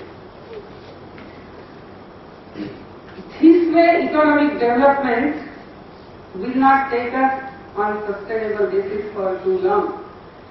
What is required is, it should be based on our cultural traditions, our community capital, and this is what is happening. Today, if India is considered as an upcoming economic power, it is not that we have destroyed someone or because here there is authoritarian rule and therefore in remarkable time by destroying some, we create something. Not that. But as the research is being done, and I am very happy Professor Kanaka Sabhapati, who is part of that research, is also present in this seminar, and for few days he is here to study Arunachal Pradesh, to learn from Arunachal Pradesh, because in Arunachal Pradesh we have got a very rich social capital, community capital. The journey of this Pradeshi Academic Council started because these study teams from World Bank were coming to Coimbatore to study the phenomena of Tirupur. And our academic persons there got puzzled. What is it that they are studying and we have just ignored? And that is how they also started studying. You know, Tirupur today has 12,000 crores of annual turnover. No Tata, no Birla, no Ambani, no government has put any capital there. The young men who were working in on the fields, today they are exporters. How did it happen? Was it only the hard work that drove them? How did they share the technology? How it was evolved? And in that study, later we may be talking in certain forums even in Vivekananda. I will not go into that. That study is also available. So, it was found that it is the cooperation and competition, healthy competition that takes place within the community. So the community dynamics, the community capital, the social capital.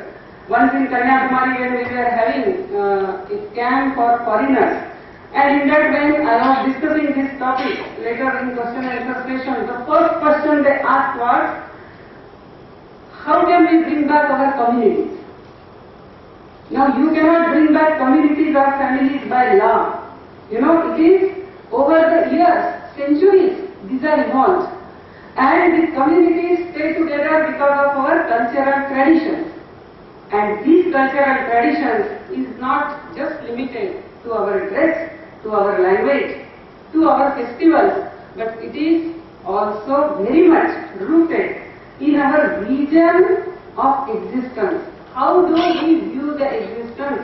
We view ourselves, we view our relationship to the nature. And in India, for all communities, our vision is same. It is a vision of oneness. It is a vision of interdependence. It is a vision of interconnectedness. And therefore, for centuries together, we have lived together. We have celebrated the diversities. We have not destroyed. We were not afraid of diversity because we knew the deeper unity, that underlying oneness. We had that vision of oneness. Today, if at all there is a serious problem, it is that vision that is getting eroded. Whether when I look at Mother Earth, I really feel she is my earth. When I see a river flowing, whether I really feel she is my mother, who has nurtured not just me, my all generations. When I look at the tree, whether I feel they are my brothers. It is that rootedness, that connectedness. When I see even the other community, it is true, we might have had fights. Who doesn't have? We have even with ourselves. I decide from tomorrow morning I shall study morning at 4 o'clock and I just cannot get up. There are fights within the husband and wife, within mother and son. But if we just chronicle all the fights and say that our relationship always has been hostile, then we are doing injustice. We have stayed together for centuries. It is because we share this same vision of oneness. And today, if at all, we are only professing our culture. The problem is this: our concern for others are gone. That feeling of oneness, that interconnectedness is gone. Today, what we feel very rightfully here, that Delhi doesn't understand us. It is not just. You go anywhere. You go to Andhra Pradesh, they will say. You go to Telangana, they will say Hyderabad does not understand us. Hyderabad has neglected us. I come from Wardha, Nagpur, they say the Mumbai has neglected Vidarbha. In Tamil Nadu, they will say the Madras region has neglected the southern Tamil Nadu. It goes on and on, everywhere. And I am sure even within Arunachal we have that perception.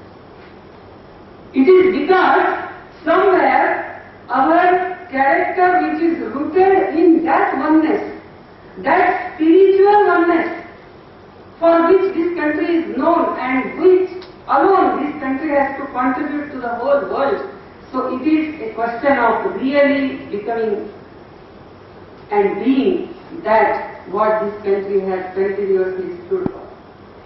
It is really a question of, living our cultural traditions. And this is what one biggest challenge that is there in front of us, not only in Arunachal, but all over the country. And I always tell, because I have been fortunate as I have the responsibility of coordinating the work of Vivekananda Institute of Culture. Most of the time, most of the seminars I have attended. And each seminar was a learning experience. In each seminar, so many things to learn. I remember the first seminar in which Talam Murgodi presented paper on Ganging. There was a lot of criticism. But he stood for smilingly, intelligently, even those who were opposing him. Because he knew that when time changes, we don't change our gods and goddesses. Because our gods and goddesses represent our linkage, our oneness, our interconnectedness with the nature, with the society. We don't change our gods and goddesses, but if time changes need be, we do change our ways of invoking, praying. And that's what you are doing. You are changing your the way of worship. Not changing, adding one more way. This Talon Rugboji's work, what started and that journey, so many things that Shimunji yesterday he told also his dialogue with Talon Rugboji. I will tell you another dialogue. I don't even today remember the name. But that line struck so deep in me. I was in Adi area and some puja was going on. I asked, what goddess are you worshipping? You know what answer I got? From our simple villager, the answer was, जिसकी आप लक्ष्मी करके पूजा करते हैं, उनकी हम कीने नाने करके पूजा करते हैं। उन्होंने मुझे ऐसा नहीं बताया, ये आपके लक्ष्मी जैसी हमारी कीने नाने हैं, ऐसा नहीं बताया। वही माँ है जिसकी आप लक्ष्मी करके पूजा करते हैं, हम कीने नाने करके पूजा करते हैं। This oneness was so inherent in us. It is when that we lost, we became selfish, and that is where, you know, the development became unjust. The equity was lost. The harmony was lost. So this is one thing. Another thing, that lack in practice is one thing. The second thing, there is a very systematic intervention within the community, within the regions, within different communities, the relationship. The foreign powers for their own imperialistic designs or economic designs are interfering with our relationship. I am reading one book which was very recently published, Breaking India, written by Rajiv Malhotra and Arvind Nilakanta. And in that he gives examples after examples. In Rwanda, this Hutu and Tutsi, the genocide that took place, this is what they did. Who were very peacefully coexisting, the animosity was created within the two communities living in the same region, and then the genocide took place. And where all it is happening. So atrocity literature is created so that the foreign intervention can take place. What happened in Tibet is same thing. That Dalai Lama was staying in a palace and all the poor people were neglected, and that is why the People's Army came, you know, to liberate the people. That's how it is being taught, it is being presented. And today, as it was very well brought out, the development there is at the cost of Tibetan life, not just culture. The Han Chinese are becoming the majority there. So, these two things which interfere, one is our own internal lack of practice, we are losing our vision, our interconnectedness, and second is this foreign intervention. And therefore, whether it is for development or whether it is for security, it has to be through a very vibrant cultural practice, and that should not be lost. If we see in this, that too many issues came and very good discussions we had. I have myself learned so much. I was telling later to some persons also that it was a very great learning personally also for me. How to talk, how to put forward points. For a same issue there were so many dimensions, and this has been our tradition. Our Kevan tradition, which was referred to by Sujata, this is what has been our tradition here, or what Sabha committee was referred to, that people will sit together, all whatever we feel is put forward, and slowly our aspirations, our perceptions, our concerns are harmonized, and ultimately the decision is everyone's. So we understand all the dimensions, and then ultimately the decision gets taken. So whether all the issues that came up, again in that just one point I want to share, anything we want in life, you know, it has a price. Are we ready to give? Whether it is development, dance, or whatever it is. So up to what we can pay the price and what we just cannot, what is non-negotiable. We are not ready to pay any price, and yet we want something in life, wherever it happens, whether individual life, family life, or a regional life, or a national life, or anywhere. So that price, that choice we have to make. that whether I am ready to, we are ready to forego something. Just to give one, very beautiful quotation of Sri Aurobindo. Aurobindo says, when the internal spirit, finds it difficult to express itself in a mold which has become outdated, the mold has to break. It breaks. And then the new mold gets created. That is, the new systems get created. And this is what happens with social life also. So a question which was there, especially with regard to the status of women, the struggles of women. We know in Arunachal Pradesh, Arunachali woman is taking care of the fields, taking care of the children, taking care of their education, taking care of cooking in the house, very hard working.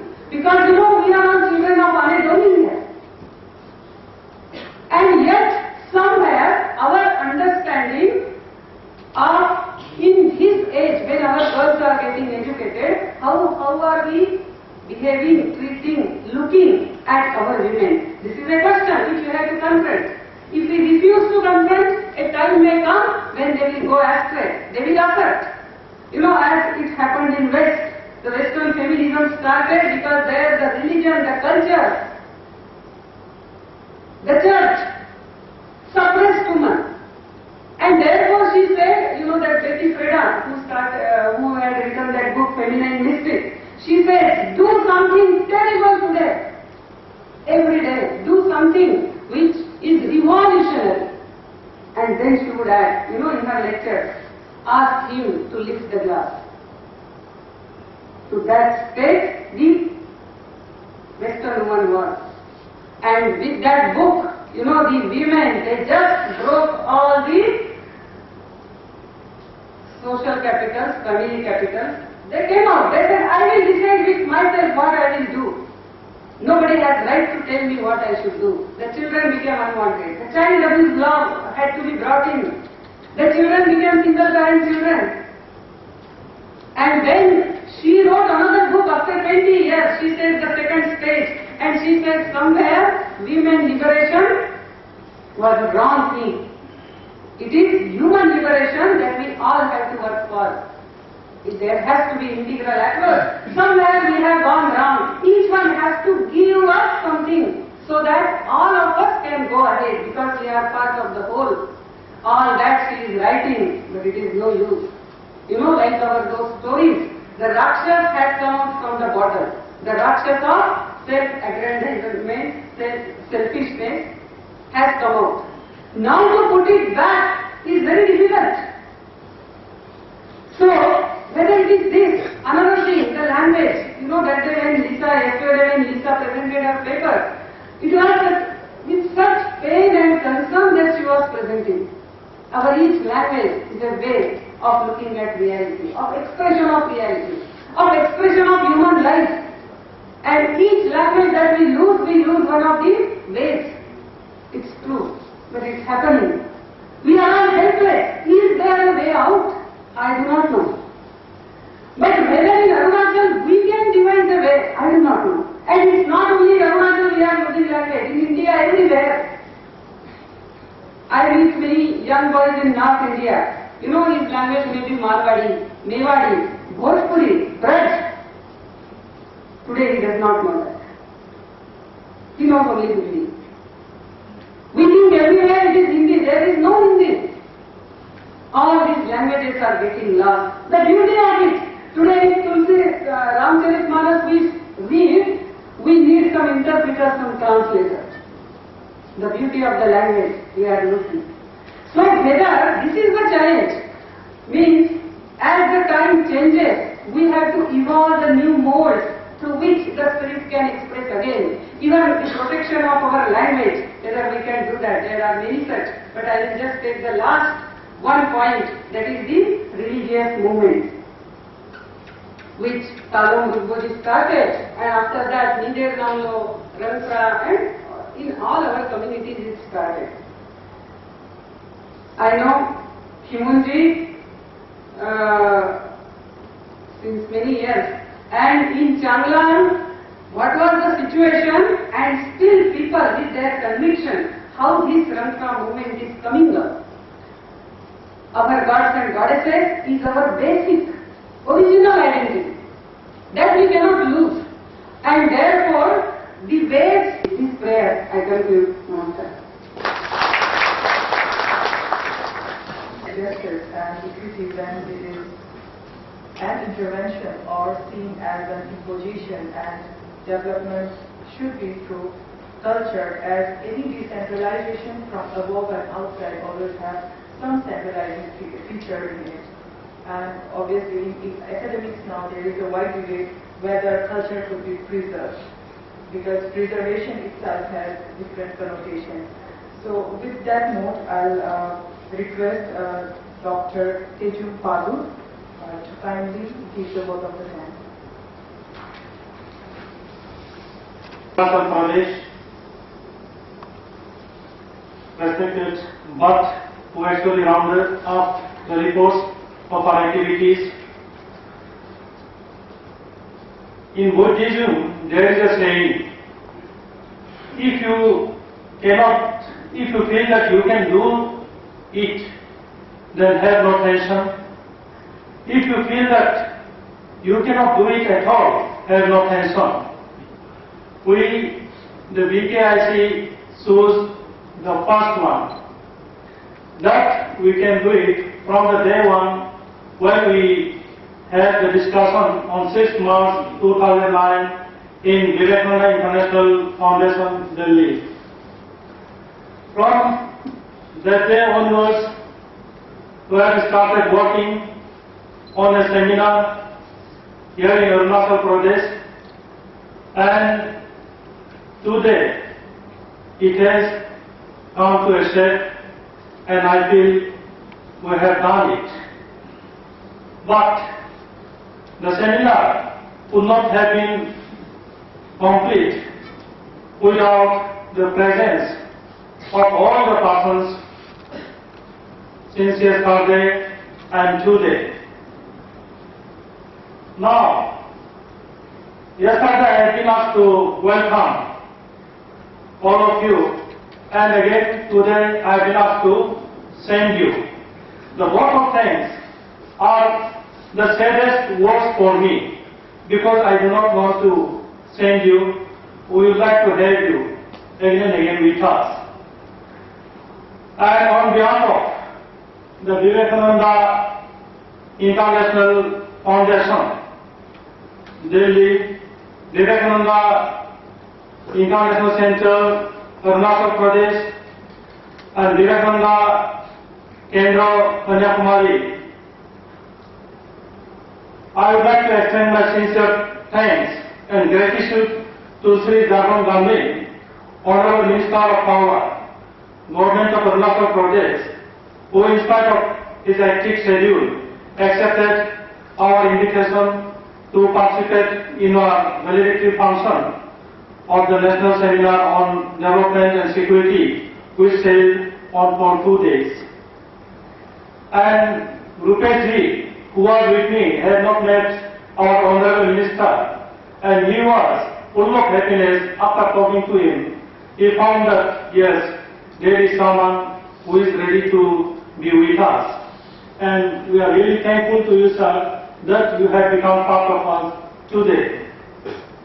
On behalf of the people of Arunachal Pradesh, I also extend my thanks to Admiral K.K. Nair, former Vice Chief of Naval Staff and Chairman, Vivekananda International Foundation Trust, Delhi. Pardon my regards and thanks include Sri Vijay Kapoor, former Lieutenant Governor of Delhi and Chief Secretary of Arunachal Pradesh. And sir, the last line that you said yesterday, that there should not be demarcation, that the people, those who are living in the hills, should go to Arunachal Pradesh, and those who are living in the plain should be demarcated as Assamese or for the plain people. I think we have more than that, some kind of exchange between the people of Assam and Arunachal Pradesh. And what you said is true, that we cannot be divided by men's physical division. And we are also thankful to Sri Vivekananda Mishra, who is not here today, former Secretary to Government of India, Chairman Right, and Lieutenant General R.K. Swamy, Aviation, former Deputy Chief of Army Staff and Director General Military Intelligence, and also Ambassador T.C. Rangasari, former Indian Ambassador to France and Germany. And finally, I also extend on behalf of DKIC, Professor P.K. Kanak Sabapati, Director Tamil Nadu Institute of Urban Studies, Coimbatore, Sri P. Thangavelu, B. Director, Abasit Aikoka Private Limited, Coimbatore. And one of the participants, just as I said, some of the designations and names of the dignitaries, those that come from Delhi, they have long, big names, and it's very hard to remember their names. And it is that they are big, necessarily they are great, and necessarily their names are also great, designations are great. And we feel rather privileged that they have also come from Delhi, in spite of their ages, to bless us. And this is for the first time that we are getting in a group so many daring octogenarians and great scholars to participate in a seminar. And with us, we have Dr. S. Datta, and many of you may be knowing that Rangoli Bihu is just going on, and he has missed Rangoli Bihu to participate in this seminar. I am really thankful to Dr. Datta, former Dean of Rajiv Gandhi University.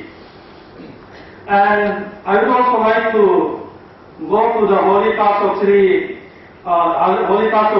to Sri A. Balakrishnan Vice President Vivekananda Kendra Kanyakumari, Kumari Nivedita Vijay, Vice President Vivekananda Kendra Kanyakumari, and Dr. Joram Begi, Pramukh Vivekananda Kendra Arunachal Pradesh chapter, who has been our backbone in organizing this seminar.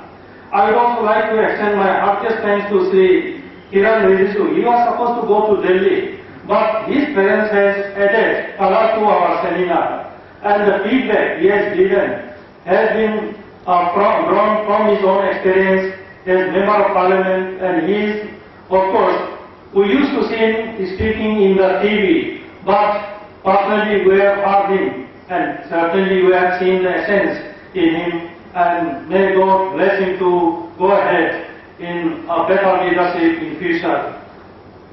So thank you, sir. Thank you, Kiran Rijisu. Then we have with us Padmasri Mamandai, who chaired one of our sessions, and he spoke so sweetly. And the way she spoke, that rather gave me the idea rather that she spoke was so sweet, because I have been talking to Kushwan Singh, and Kushwan Singh also speaks so sweetly, and each and every word he speaks is like flow of Rasulullah from the mouth. Then Srimati Jarjun Gamlinatha, who has been hired workers for women cause in Arunachal Pradesh, a chairperson Women Commission here in the state, also chaired one of our sessions, and whatever she delivered also from her own experiences, and still she is fighting, and she is also the president of Dalu Welfare Society at present, and she has to go ahead with all the problems for the state of Arunachal Pradesh, and I really thank her for being one of our fellows. And Sri Baman Tagore, Sri Gunjum Haidar also participated as presenters of papers, and Srimati Ani Tagore, in spite of our health problem, responsibilities, she put present her paper, and we are also thankful to her.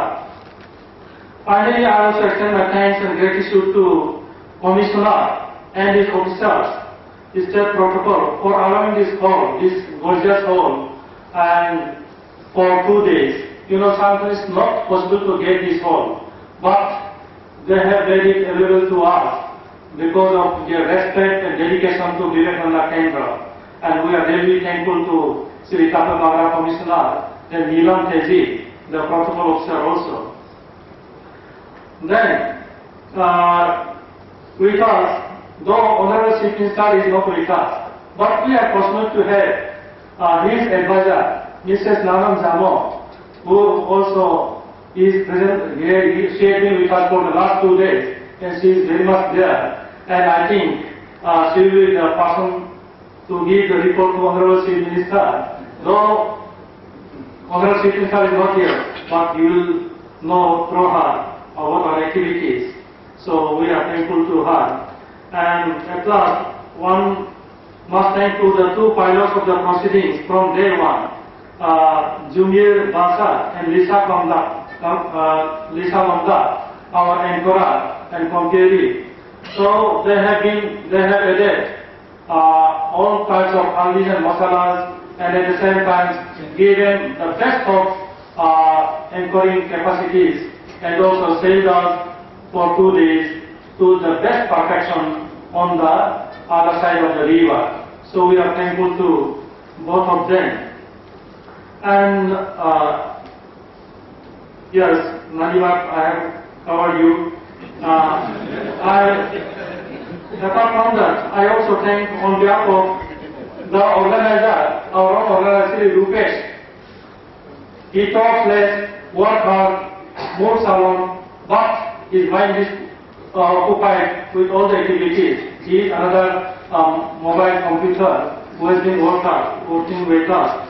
Rupesh and his team, Pritham, then Time, Tara, Nisha, then Dr. M.C. Bera and Dr. M.C. Bera, he is one of the ringmasters who has created the agenda and other things. So we are thankful to you, Dr. Bera, and we hope in future also you will help us in the same spirit. Then